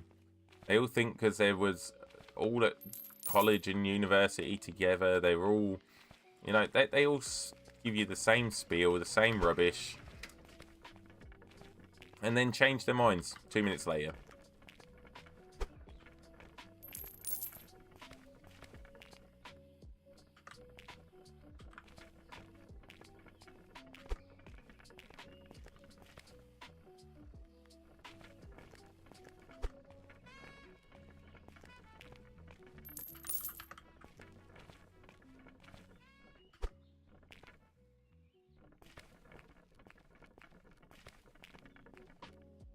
Yeah, exactly. Like, it's... And it was proven when... They proved that when they had the thing to change the prices in the House of Parliament pub from the 19... They had the choice to change the rules, the law on it, because it can't be increased at any point. It has to be sold at the same rate as when the House of Parliament was formed. And it's... Like... They could have changed it and actually been paying a normal rate for a normal pint, and not a single MP voted to change it.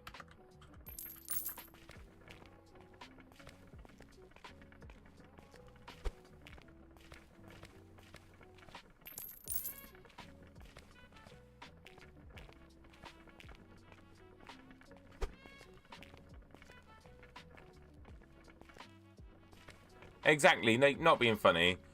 Why should we be paying subsidies to a MP so she can wallpaper a second house? Her second house. You know what I mean? It's a joke, really. It really is.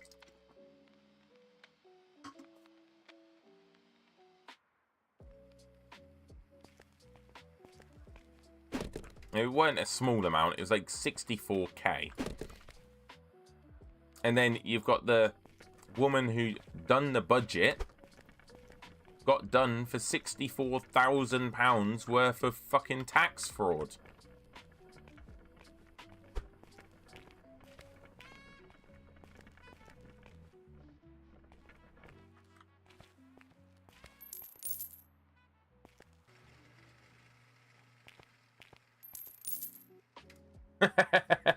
Yeah, that's it, old Rachel Thieves, mate. She's different sauce, she is.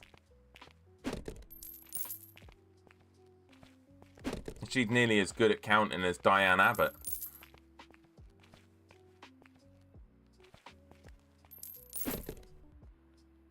Yeah, Rachel Reeves. There's 64 grand's worth of tax fraud. But she's doing the budget and sorting out everyone's tax.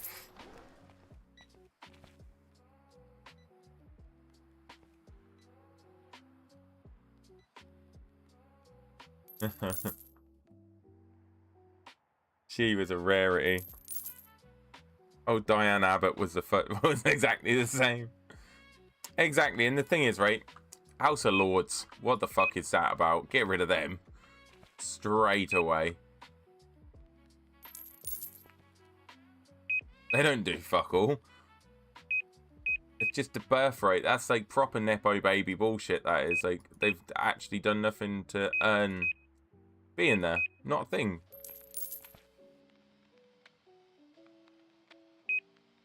Oh, it's a massive scam.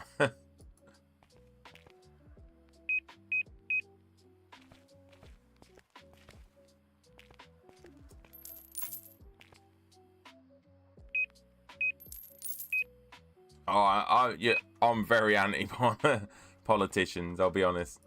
Not one of them's out for your benefit. Not one. No matter who, like, you vote for.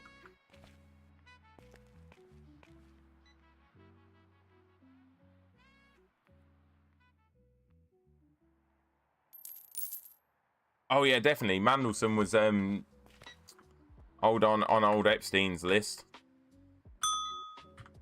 He'd been to the island, mate. He was definitely in the files. They should have definitely changed his first name to Peter, because he was...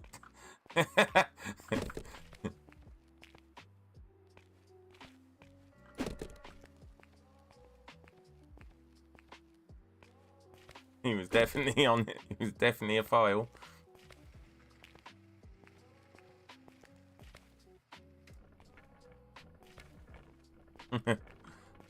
Oh, mate, they're all in on it. Like, all politicians are in on it. It's like digital ID. Like, that's the fucking hell. What a load of bullshit that was. Right, everyone's just took digital ID. A link to your bank account, your credit score, everything. And just a way of government spying, and they think you're stupid. And who was the first people to introduce the fucking thing?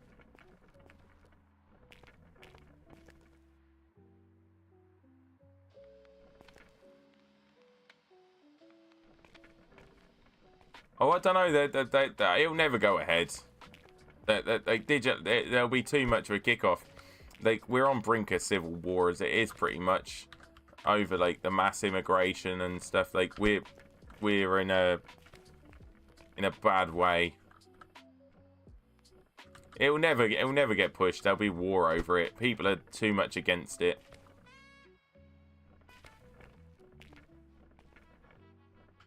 That was started by I think it was the Spanish taking your picture at the airports.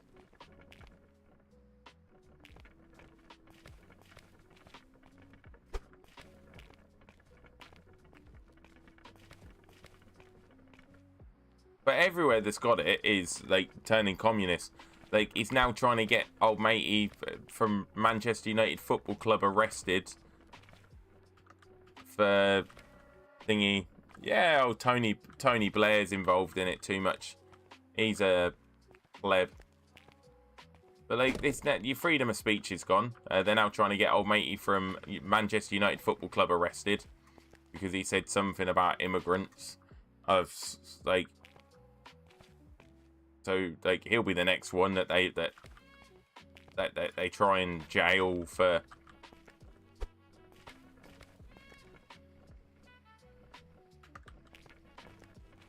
That they'll try and use him as an example.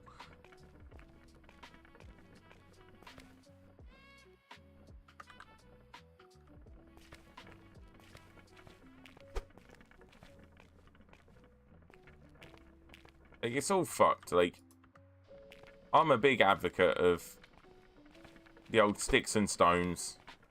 You know, like, that's what makes our world work, is everyone's difference in opinion.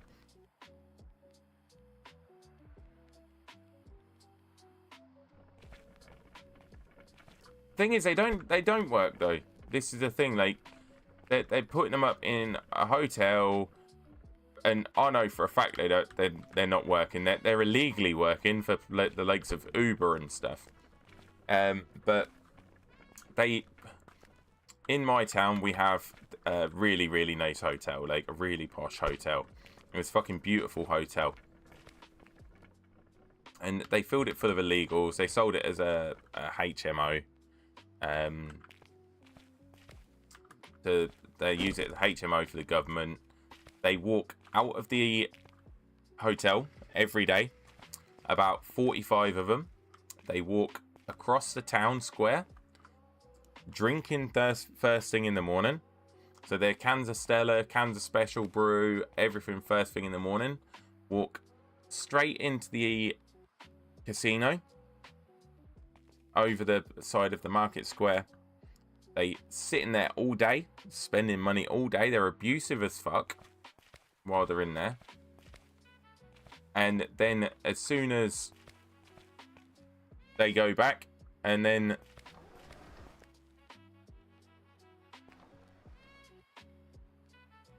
they went from they go back and sit in their asylum hotel. The thing is that there's a difference between the migrants from the 60s, 70s, 80s and 90s. They come here in the legal, proper channel. Like, and I'm all for migration in the right way. Like, most of my friends are, oh yeah, they got time and money for the casino. This is it. Like, I'm very much an advocate of, if you come here and you're doing it the right way, you go through the proper channels, you do all your checks like we would have to if we went to a different country, you contribute, and there's no hiding your identity, there's none of this, you're doing it all the proper way in the proper channels. Welcome. Welcome to the country. Like, if you're like come in and you're contributing and you're doing everything the proper legal manner, welcome to the country. Like, my biggest bugbear and my biggest like thing that pisses me off is the most is these people on the boats are not refugees. they stopped being a refugee 32 countries ago.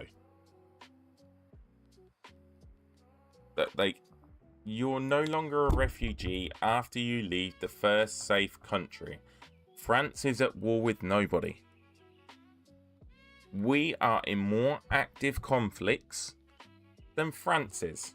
So therefore, we are the worst country to come to be a refugee. They've passed the average, let's call them what they are, illegal migrant, comes through an average of 16 to 20 safe countries. And like, I'm all for people making a better life for themselves. But they're not doing it the right way. Like, go through the process.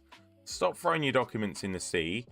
Do it the right process. We have thingy centres all over the globe for them to walk in and apply for statuses and apply for visas, and we have that in nearly every major city in the world.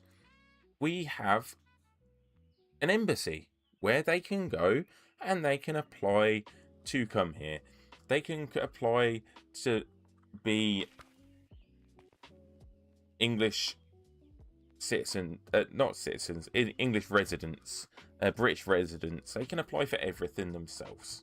Like, don't like throwing your documents in the sea and doing it illegally. You are a fucking criminal. Like, do it the legal way. Like, a lot of my friends are immigrants. They've done it the proper legal manner. Like, they're not illegal. They've come here.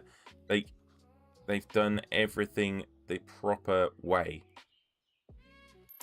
And I've got friends like from all over the globe here. Like Pakistan, India. I've got friends Lithuanians, Polish, Portuguese. Like, but they all come here the same way, the proper legal manner.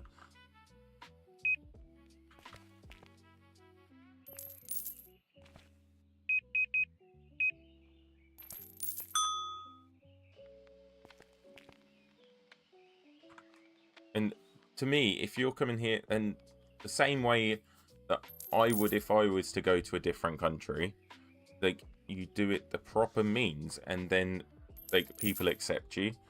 Like, it's not.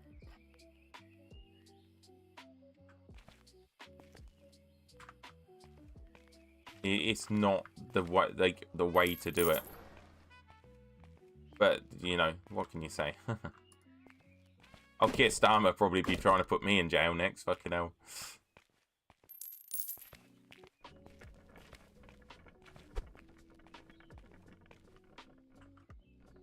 Keir Starmer, the granny harmer.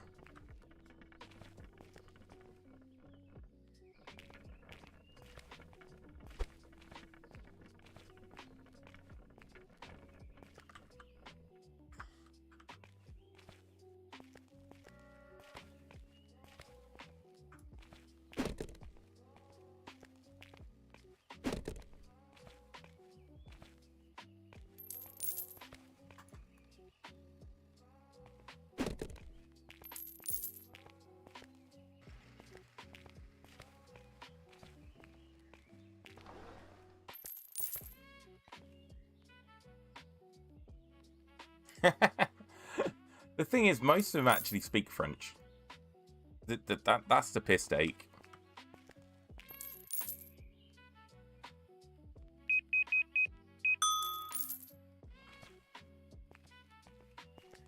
You've never heard Keir Starmer, the granny hammer? That's an old one, that one.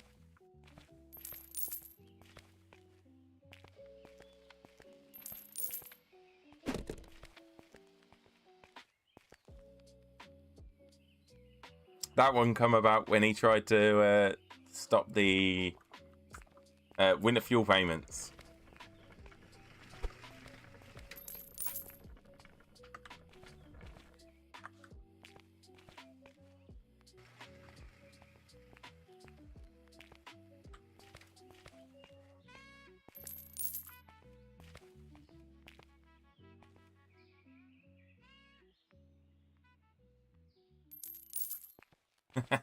My French is a little bit more thingy than that.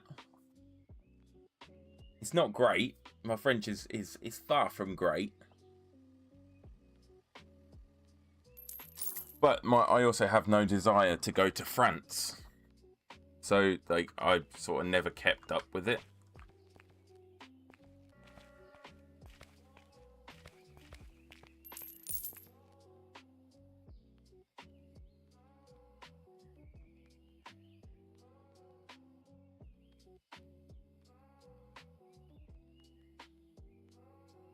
Oh yeah.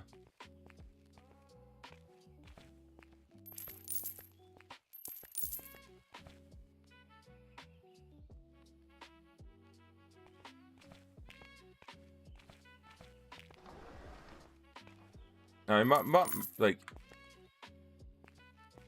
it's like British politics is fucked.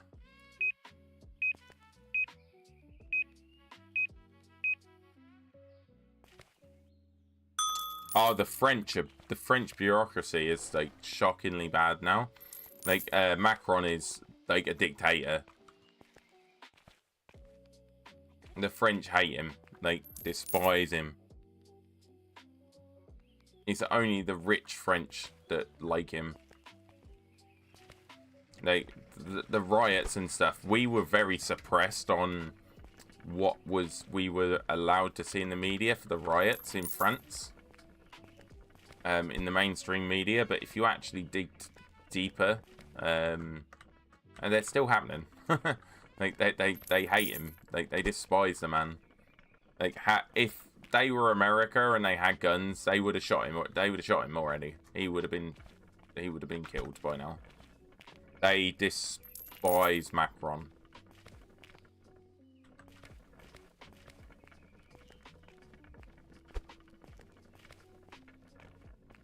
But again, they're in the situation where the same as the UK, and this is why I genuinely believe Farage will win the I think Farage or someone from Reform will win the next general election. It's because they're very much in a two-party system, and that's their only option. Catch you later, annoying dad. Have a good one, buddy. Thanks for joining me. Massively appreciated. If they're stuck in the same situation as we are in that two-party system, like there's no real alternative, and I think this is why like Reform will do extremely well, because it's not the original two parties.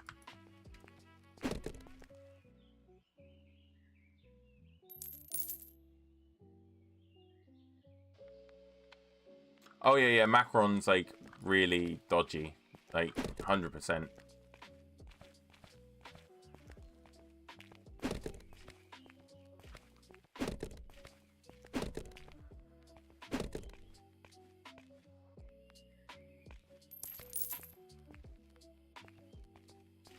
No, I've always said the best bit about France is leaving it.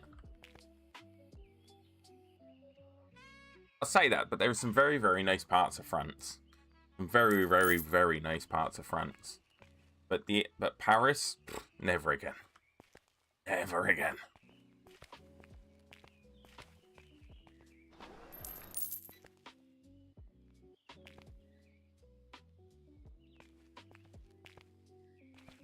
But this is the thing, like, we're allowing them to, like, this is another massive bugbear of mine, is, like, this whole give everything away to the EU. We sold everything, like, when we joined the EU, and it fucked us. And now we have nothing.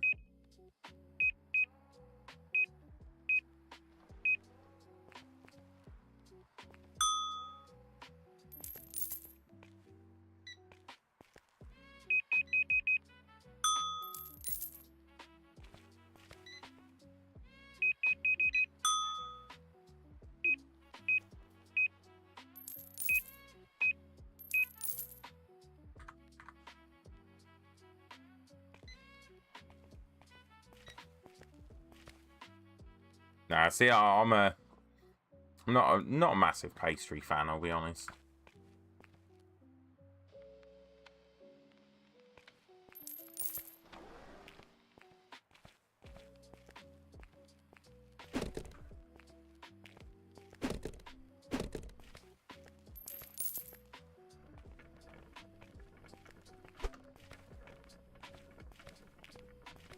But yeah, Paris never again. And Paris is a cesspool. Like, genuine cesspool. Like, people are pissing in the streets all the time.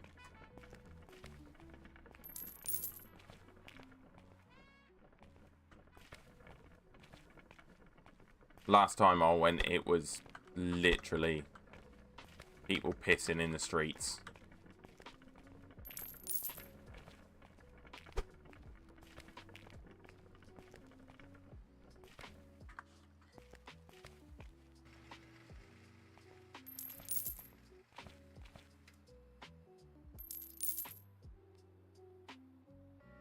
No, I see France for me. I've been to France quite a lot when I was younger. Would I go back? I'd skip through to Belgium, I'm not gonna lie. Belgium, beautiful country.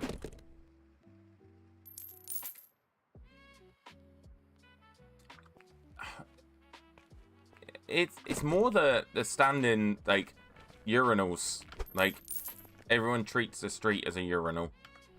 It's disgusting. The place stinks.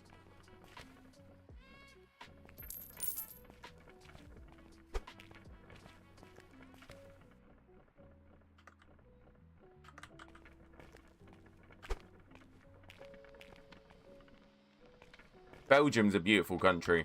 Genuinely, like, beautiful country.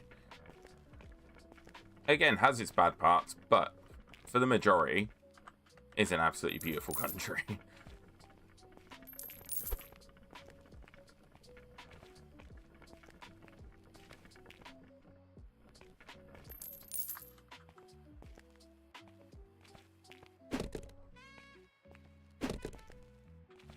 Pretty much shares their same shit weather system. But an absolutely stunning country, and it's well kept, it's clean, it's immaculate. Like, it's so, just different compared to France. Like, I can't say all of France though, because the south of France is really, really nice. But to Paris and like the main bits of France,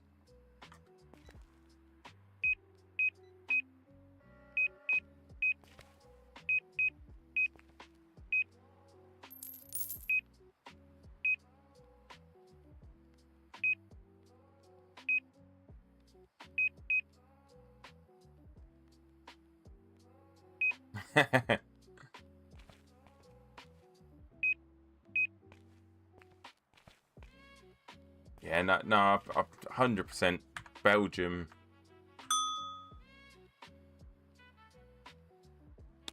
Yeah, I would definitely recommend going to other parts of Belgium. Belgium is a fantastic country.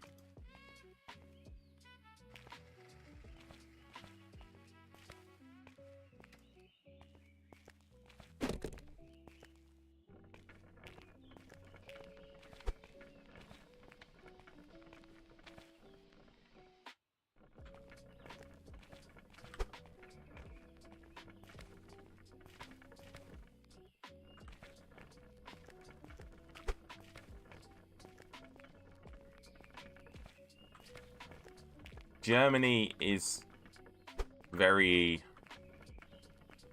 I don't know, it's very grey.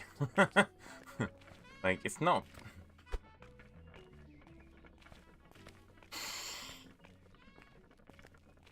a very pretty country.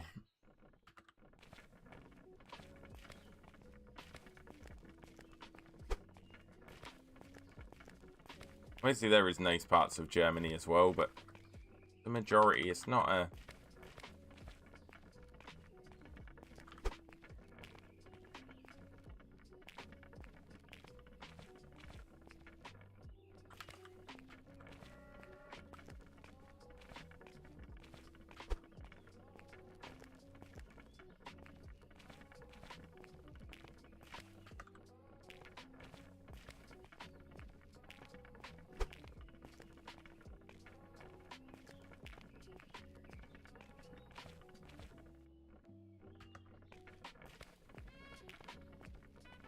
But yeah, there is some really nice, like, genuinely some beautiful parts of Belgium. Munich's nice. Munich is nice. Again, I just found, like, the majority of Germany very... Like, I want to say bland, but not bland. It wasn't bland. It was, like, very... Like, everything looked the same, if that makes sense. Like, went through a lot of the cities, and it all felt the same.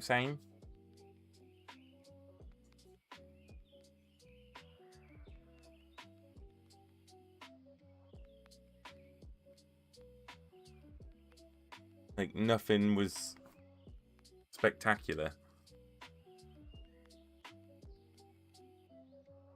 Like, Amsterdam, beautiful city. I highly recommend Amsterdam. Even if you're not into, like, smoking and stuff. Amsterdam, just to wander around during the daytime away from the Red Lake District, is a beautiful place.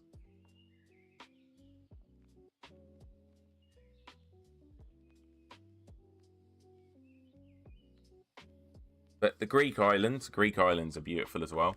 Also the Balearic Islands. I'm a massive fan of the Balearics.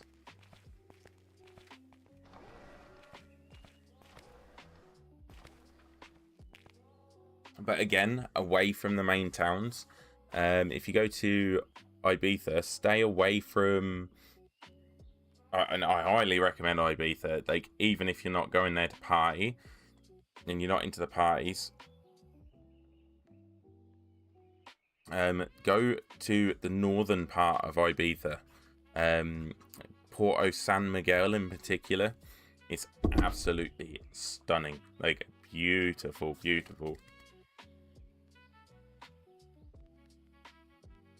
And Amsterdam town. Like, the main... Ibiza town. Like, old Ibiza town.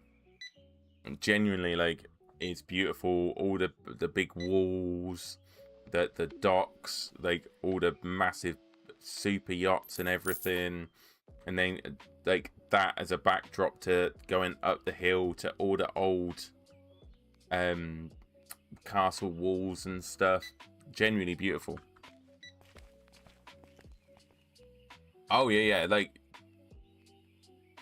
Ibiza is stunning. Definitely worth it. Worth going to.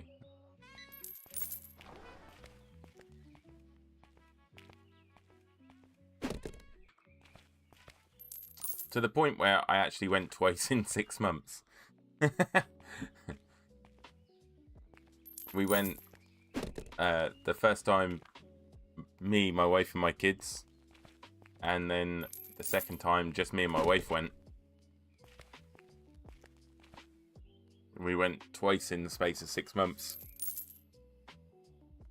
I absolutely love it. It's an absolutely stunning place. I'm going to get another self-checkout. Trying to increase our customers.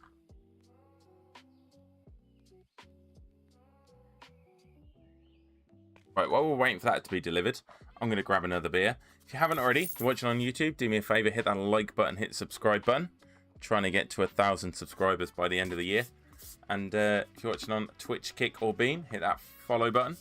I'll be back in a second to grab a bit.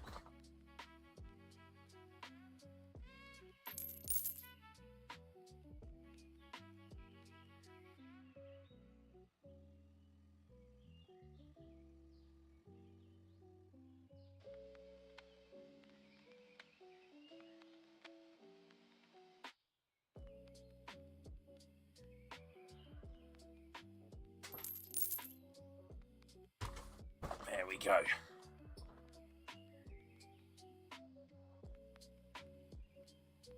Right, let's get this next self-service checkout put in. Hopefully that'll increase our customers.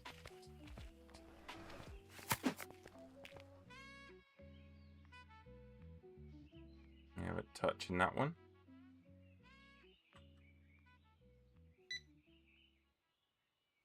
There we go. Second self-service.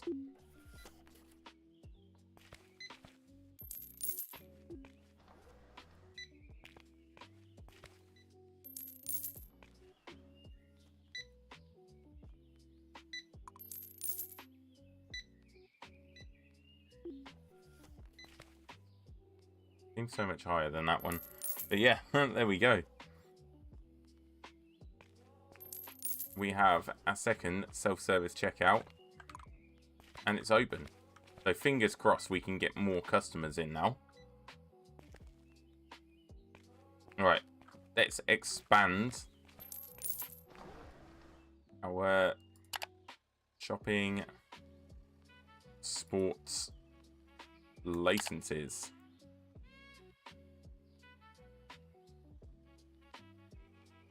Let's get the products. Sports double rack. Sports short hanger. Add to cart. Add to cart.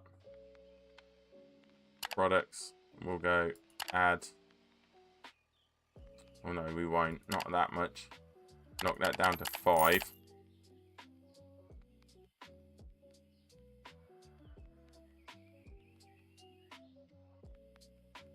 And we'll just take 5 of them as well. And 5 of them. Bye. Yeah, we're expanding our repertoire.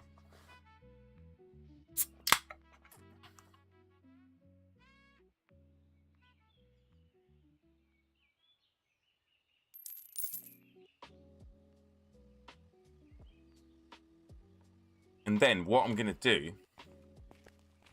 is let all the items sell out.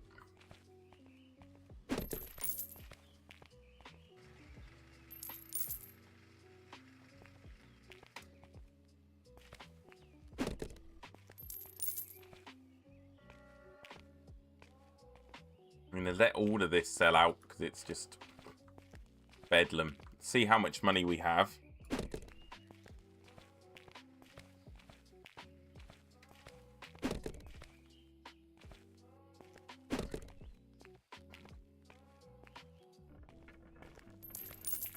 Right, what we got? We got 1 short hanger.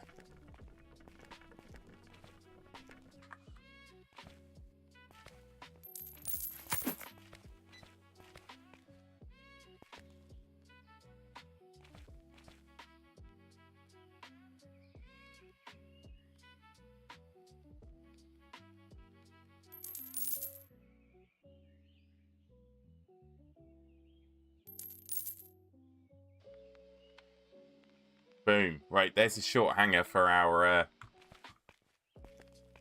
goalkeeper gloves. Let's get rid of this. There's our double rack. Why did we order 4? I don't know, but we did.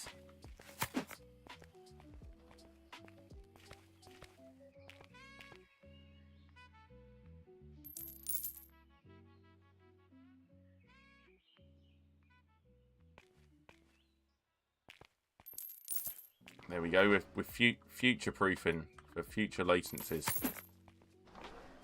that probably won't need this rack. We'll probably need the long rack or something like that.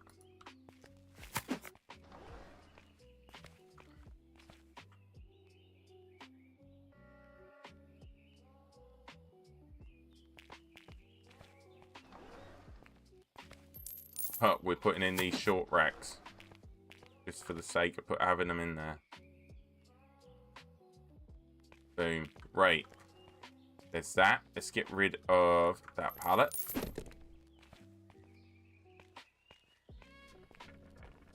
And we have the goalkeeper gloves. If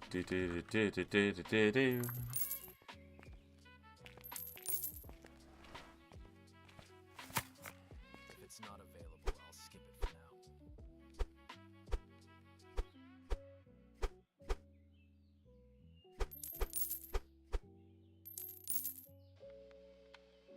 now. Market plus 10%.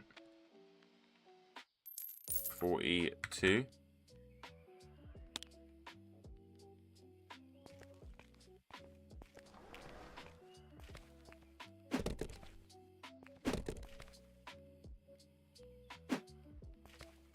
There's the goalkeeper gloves. They can top that up. Right, now we got the football boots.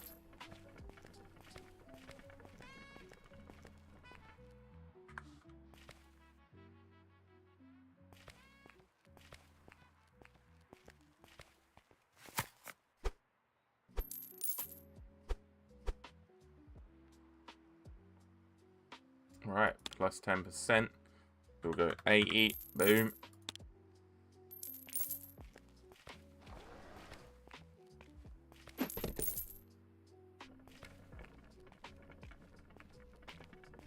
We got the footballs.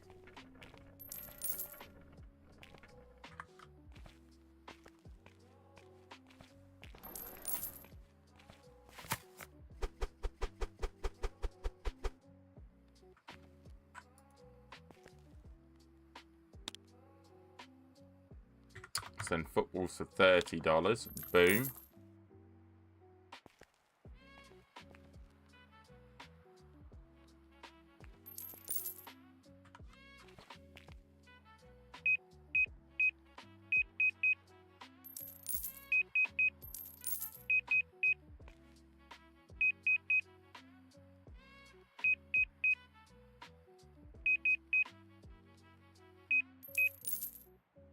Seems out of stock today.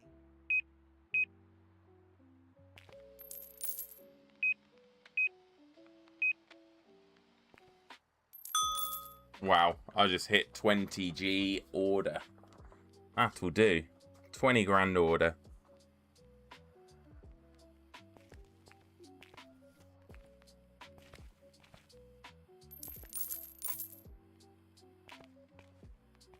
I'm gonna have to order, like, hire another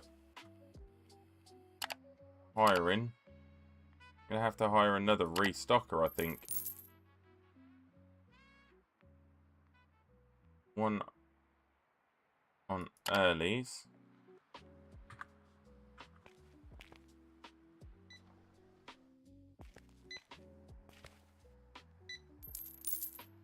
It's alright. We should have quite a few customers today. We got the extra checkout in.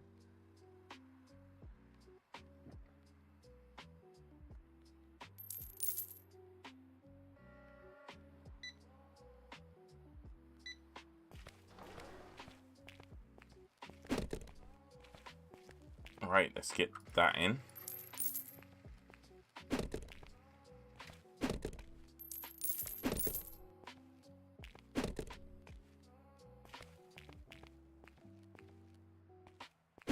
Right, then I need to not order anything new.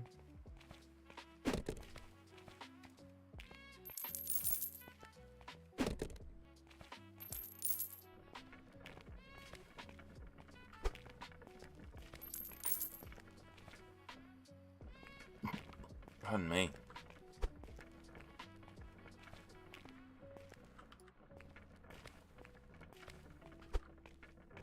We proper, like, had to go for it with the music, because that's where money, profits, a joke on them.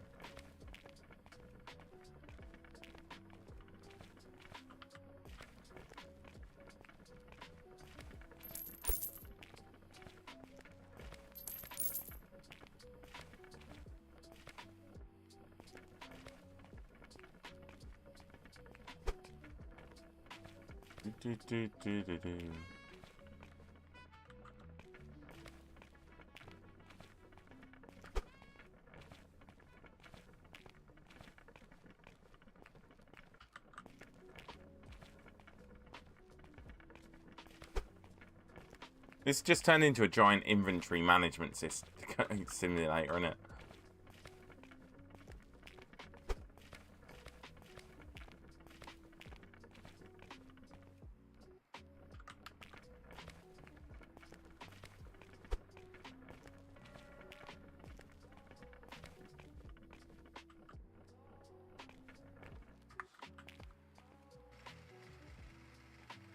Boom.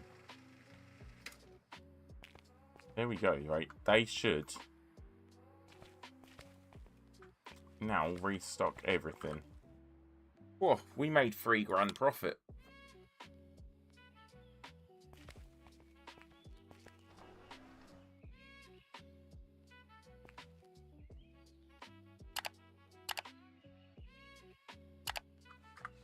Just expanded the warehouse again. Bang.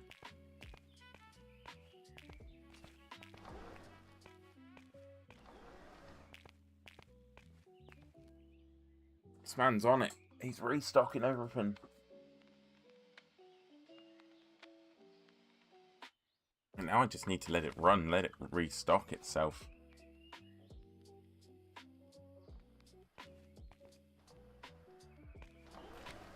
Let them need to fill everything up.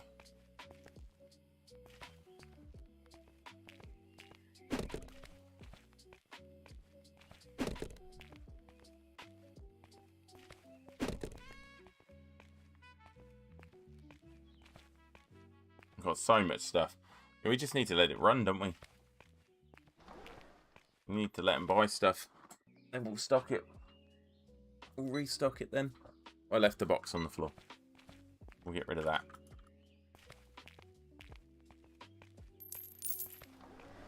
Yeah, we need to let it run. We need to let our stores empty. Can't find what I need anywhere. What are you short of?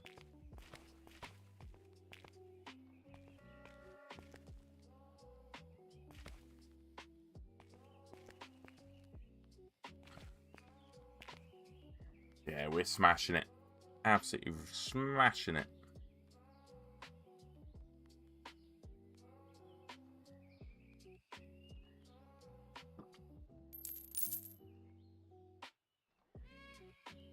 I wonder what the why is the megaphone here? What is it for? Why do I have it?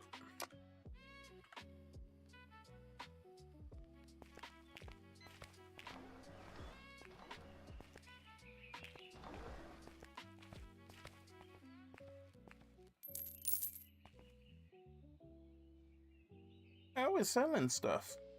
So it's going. A sporting goods store. We can probably buy some licenses. You got this one, which is golf balls, golf clubs, golf bags, and sleeping bags.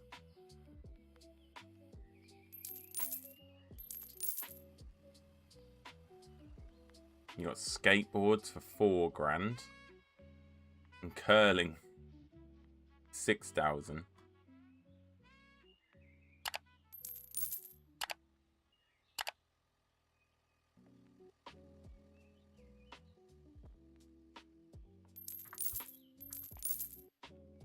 Yeah, we need to let it all sell out so that we can restock in a big way.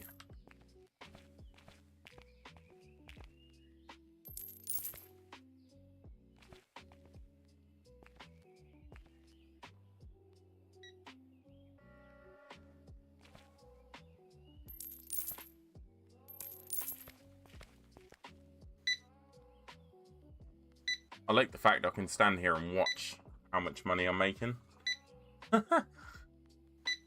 That's 8.5. Banging.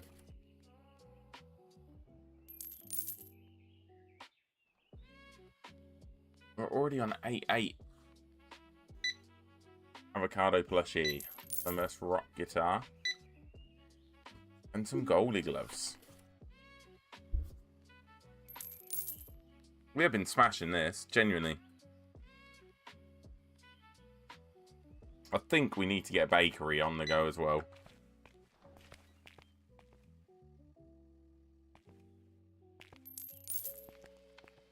Or we need to finish off our sporting goods section.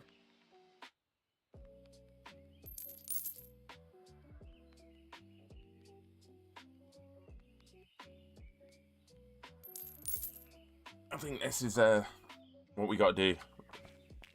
Do more of our music section.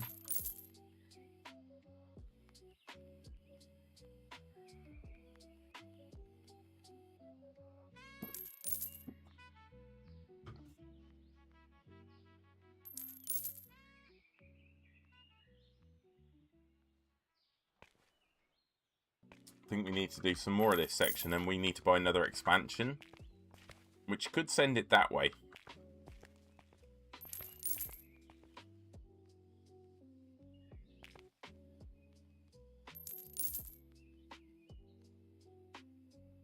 we got two self-service now. Getting a lot of customers. Look, we're sold out here. We're starting to sell out here. We're selling out here.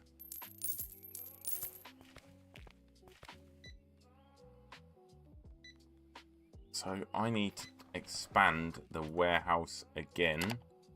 Right, so we're on expansion 5, purchase. Warehouse equipment. Ah, we haven't got enough cash.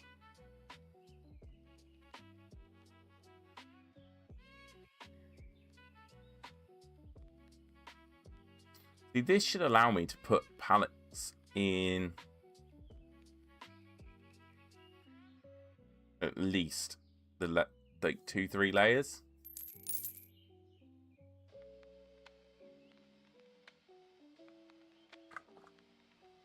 Which then we can rack this out completely. Oh, we got 2 loading bays. We got 2 loading bays. And order double the amount of lorries.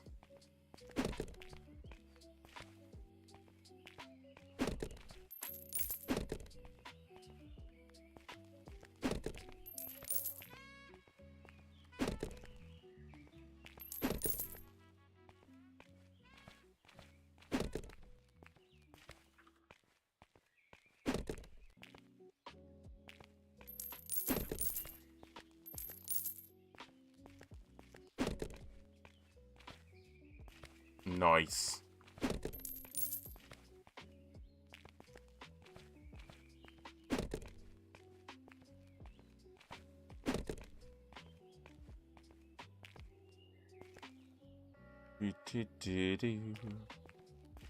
Yes.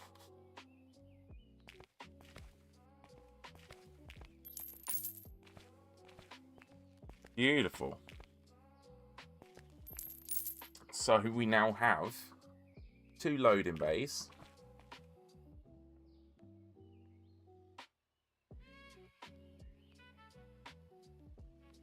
That's nice. That's very nice. We need to get this forklift truck. Let's get the forklift.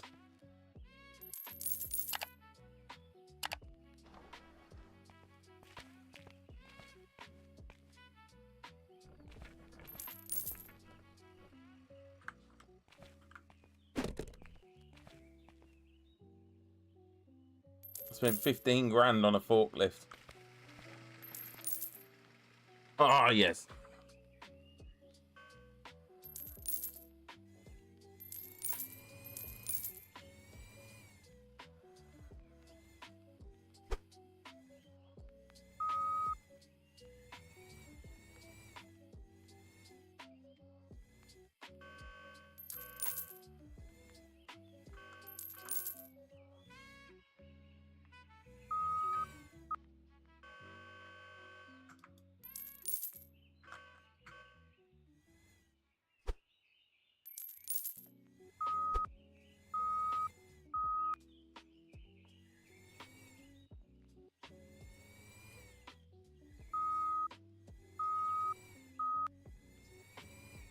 Right, let's move stuff out the way. We can now use the racking.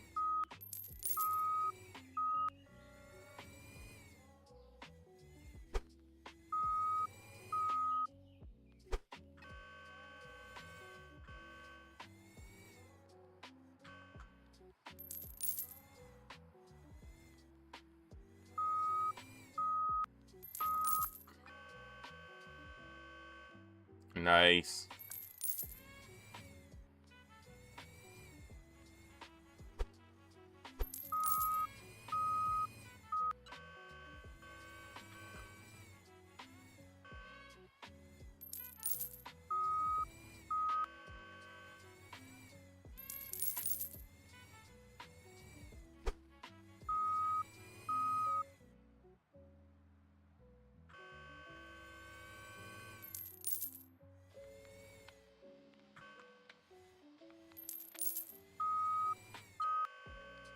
Nice. We can now rack it out. Beautiful.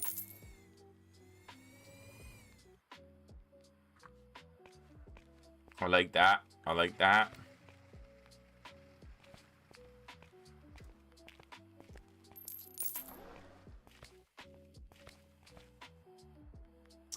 You now sort our warehouse out a little bit.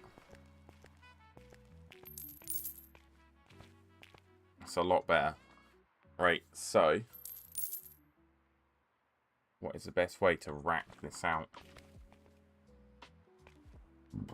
And me.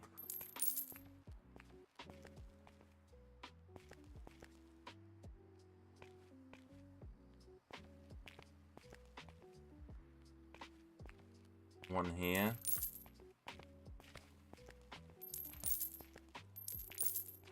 Maybe.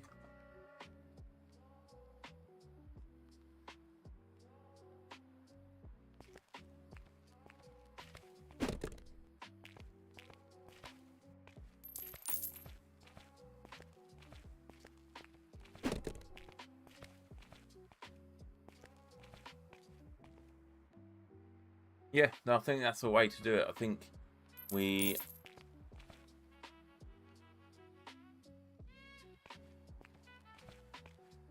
put all the pallet rack in this way.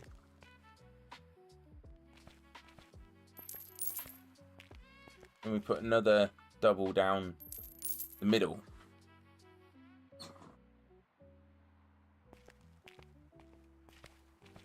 I think that's the way to do it to begin with anyway.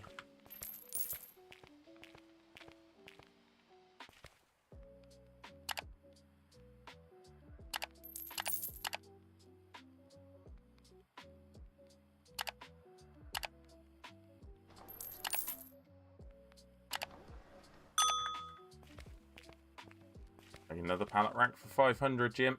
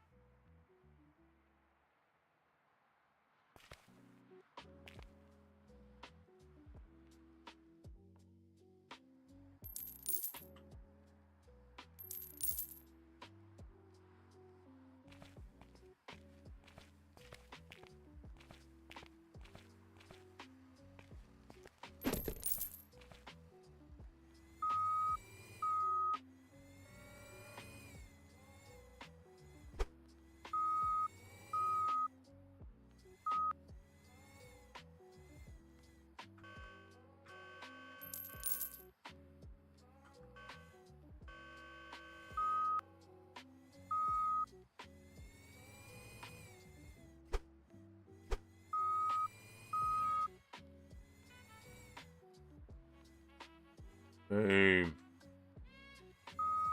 I've started getting some organisation.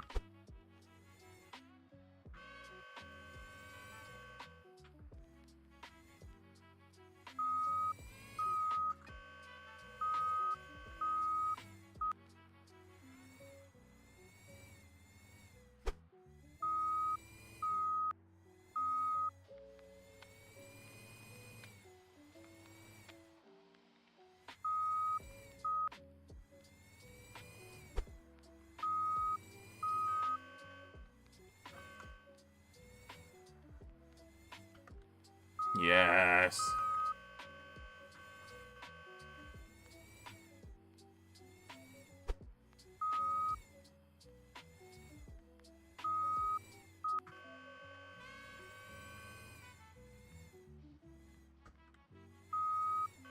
As someone that spent so many years as a forklift driver in his life, like, this is so satisfying to me. This is super satisfying. Alright, we need another pallet rack. We need another pallet rack, definitely. Beautiful. End the day. We made 37,000 profit. Where did it go?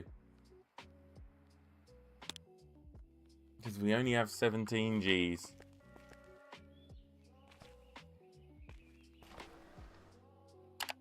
Right, shopping. Let's restock. Starting with music. Products. Right, let's add 3. 3.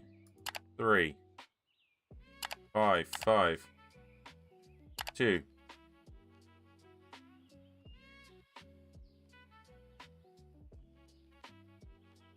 1, 1.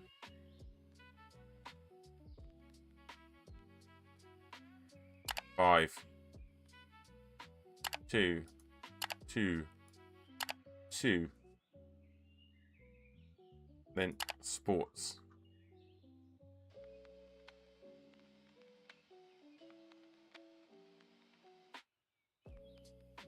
2.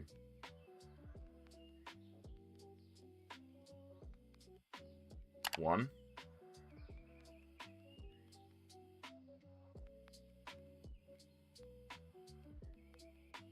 1. 2. Then toys and candy. Let's have a look what we got here. We're at 18k already. One, we need to add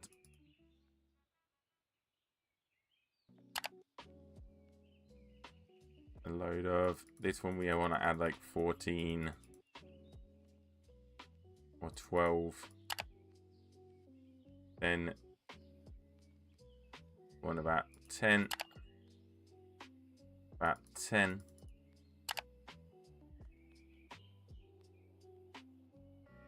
Add to cart, add to cart. In 19.8 we need to do that order.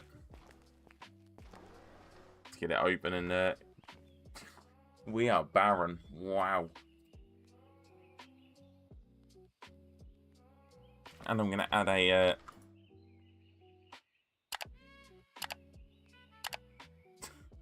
20,000 we need. So we need 3k. There's not a lot left in stock.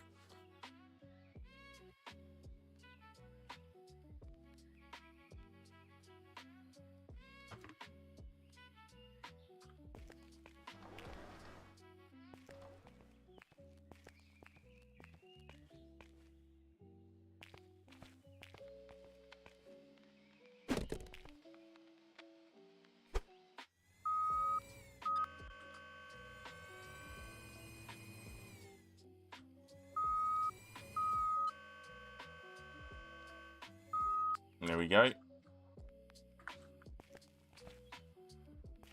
We can tidy this up a bit.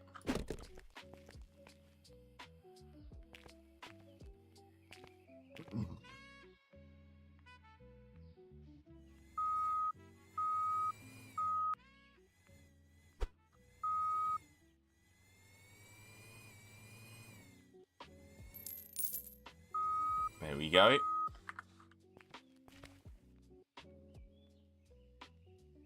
There we go.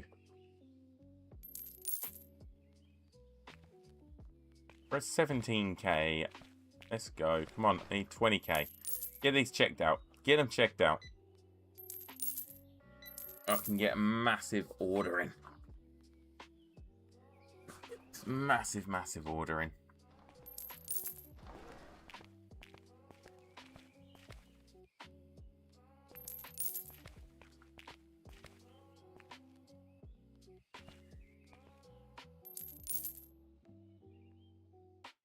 Yeah, I definitely think that's a way. I think we do that and then we bring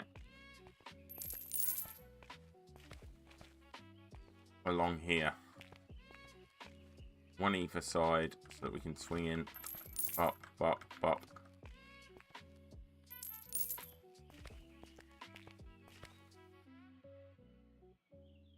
Oh, we need like 20k. 20... 23.8.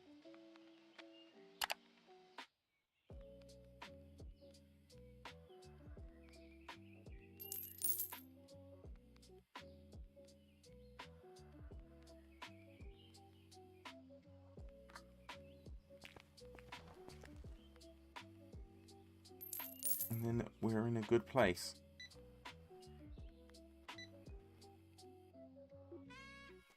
Then we can send this big time.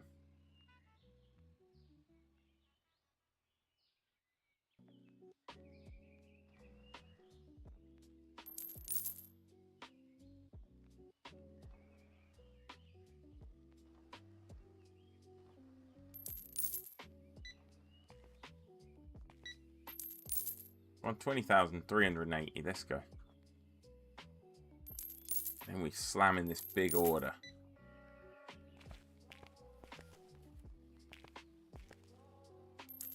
One might say I've got no big ticket items left in store.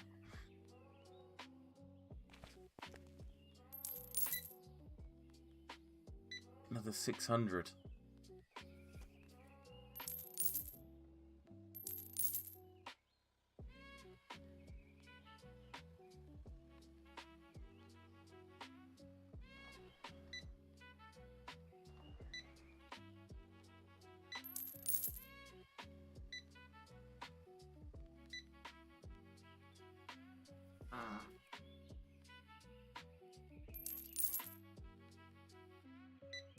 Yeah, I need to slap in this big order. Come on. Nearly there. Like, nearly there. $2 away. $2. Bye.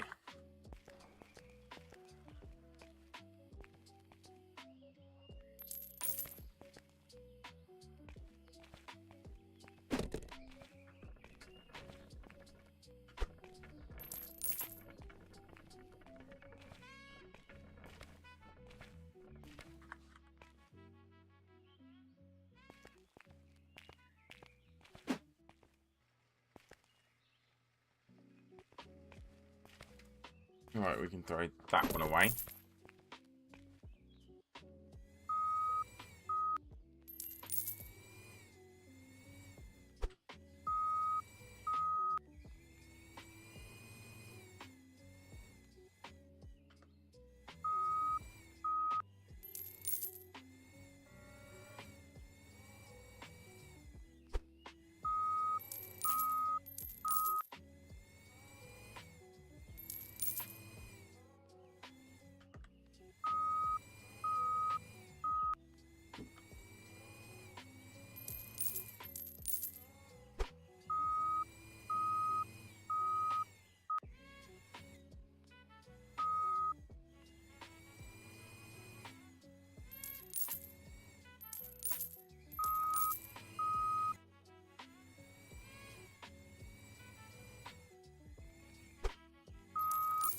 Right, let's unload this.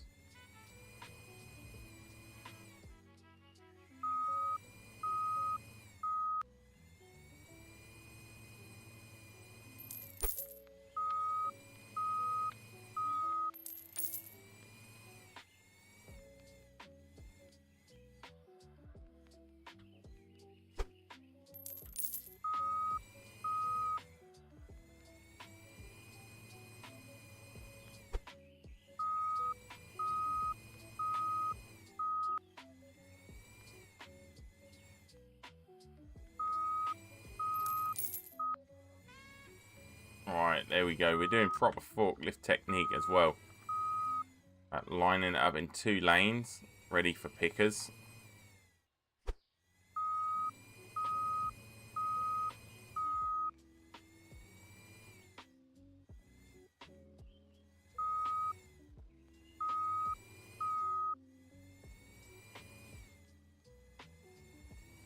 I'm quite surprised that mirror doesn't have reflection.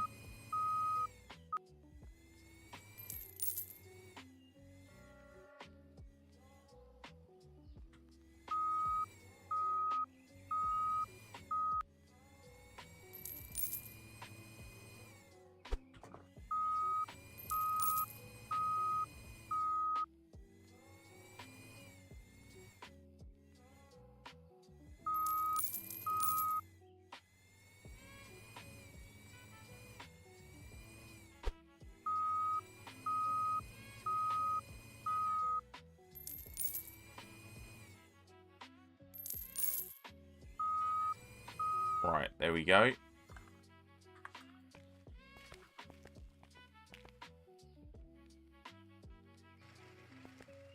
Wait, not one of them's my pallet rack, is it?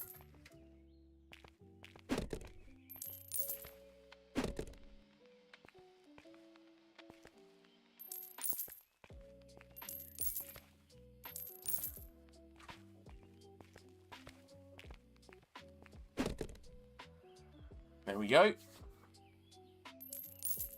Oh.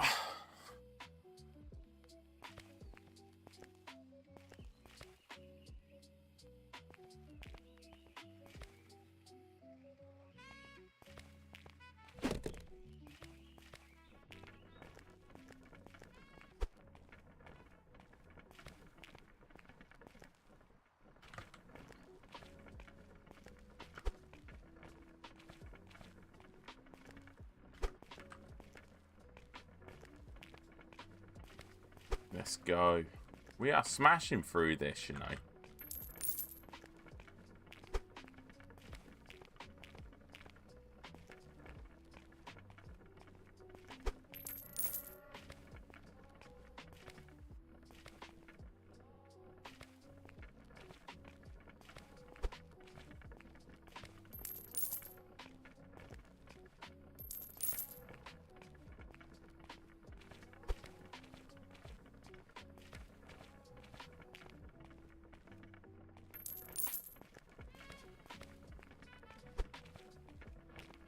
Tell me my pallet fucking is on a different lorry.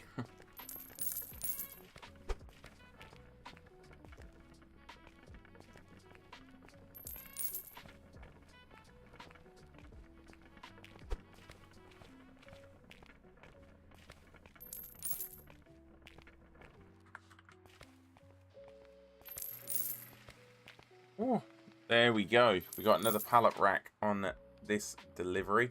We're going to offload this delivery. We'll see how our guys are getting on with the restocking. Look like they're having a great time.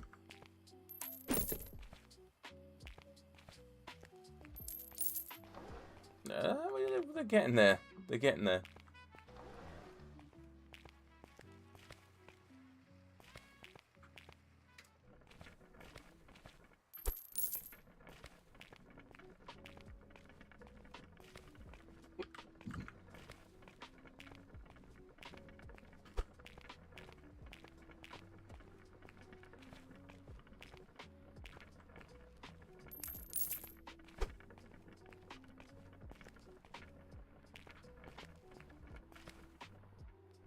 And there's my pallet racking, so that can go this way.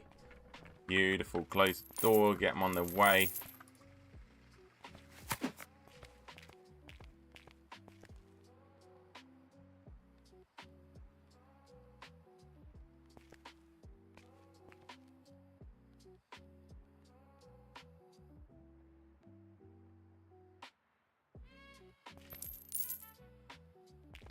There we go.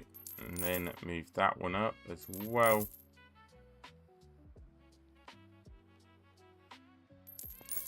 Bang. There we go. Now our pallets have somewhere to go. It's a bit more organized.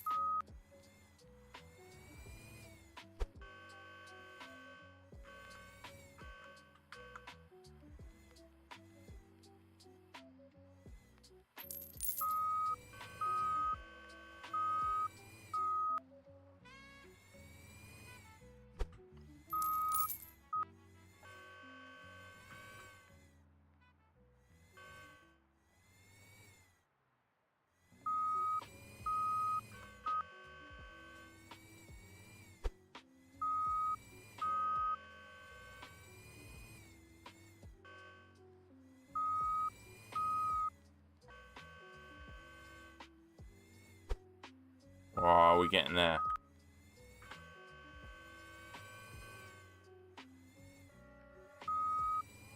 Boom.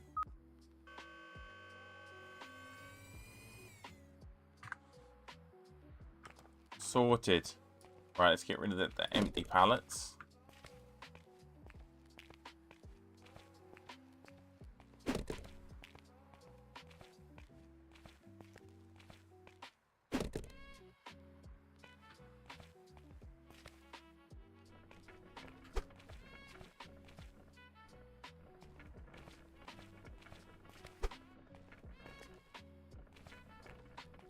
There we go.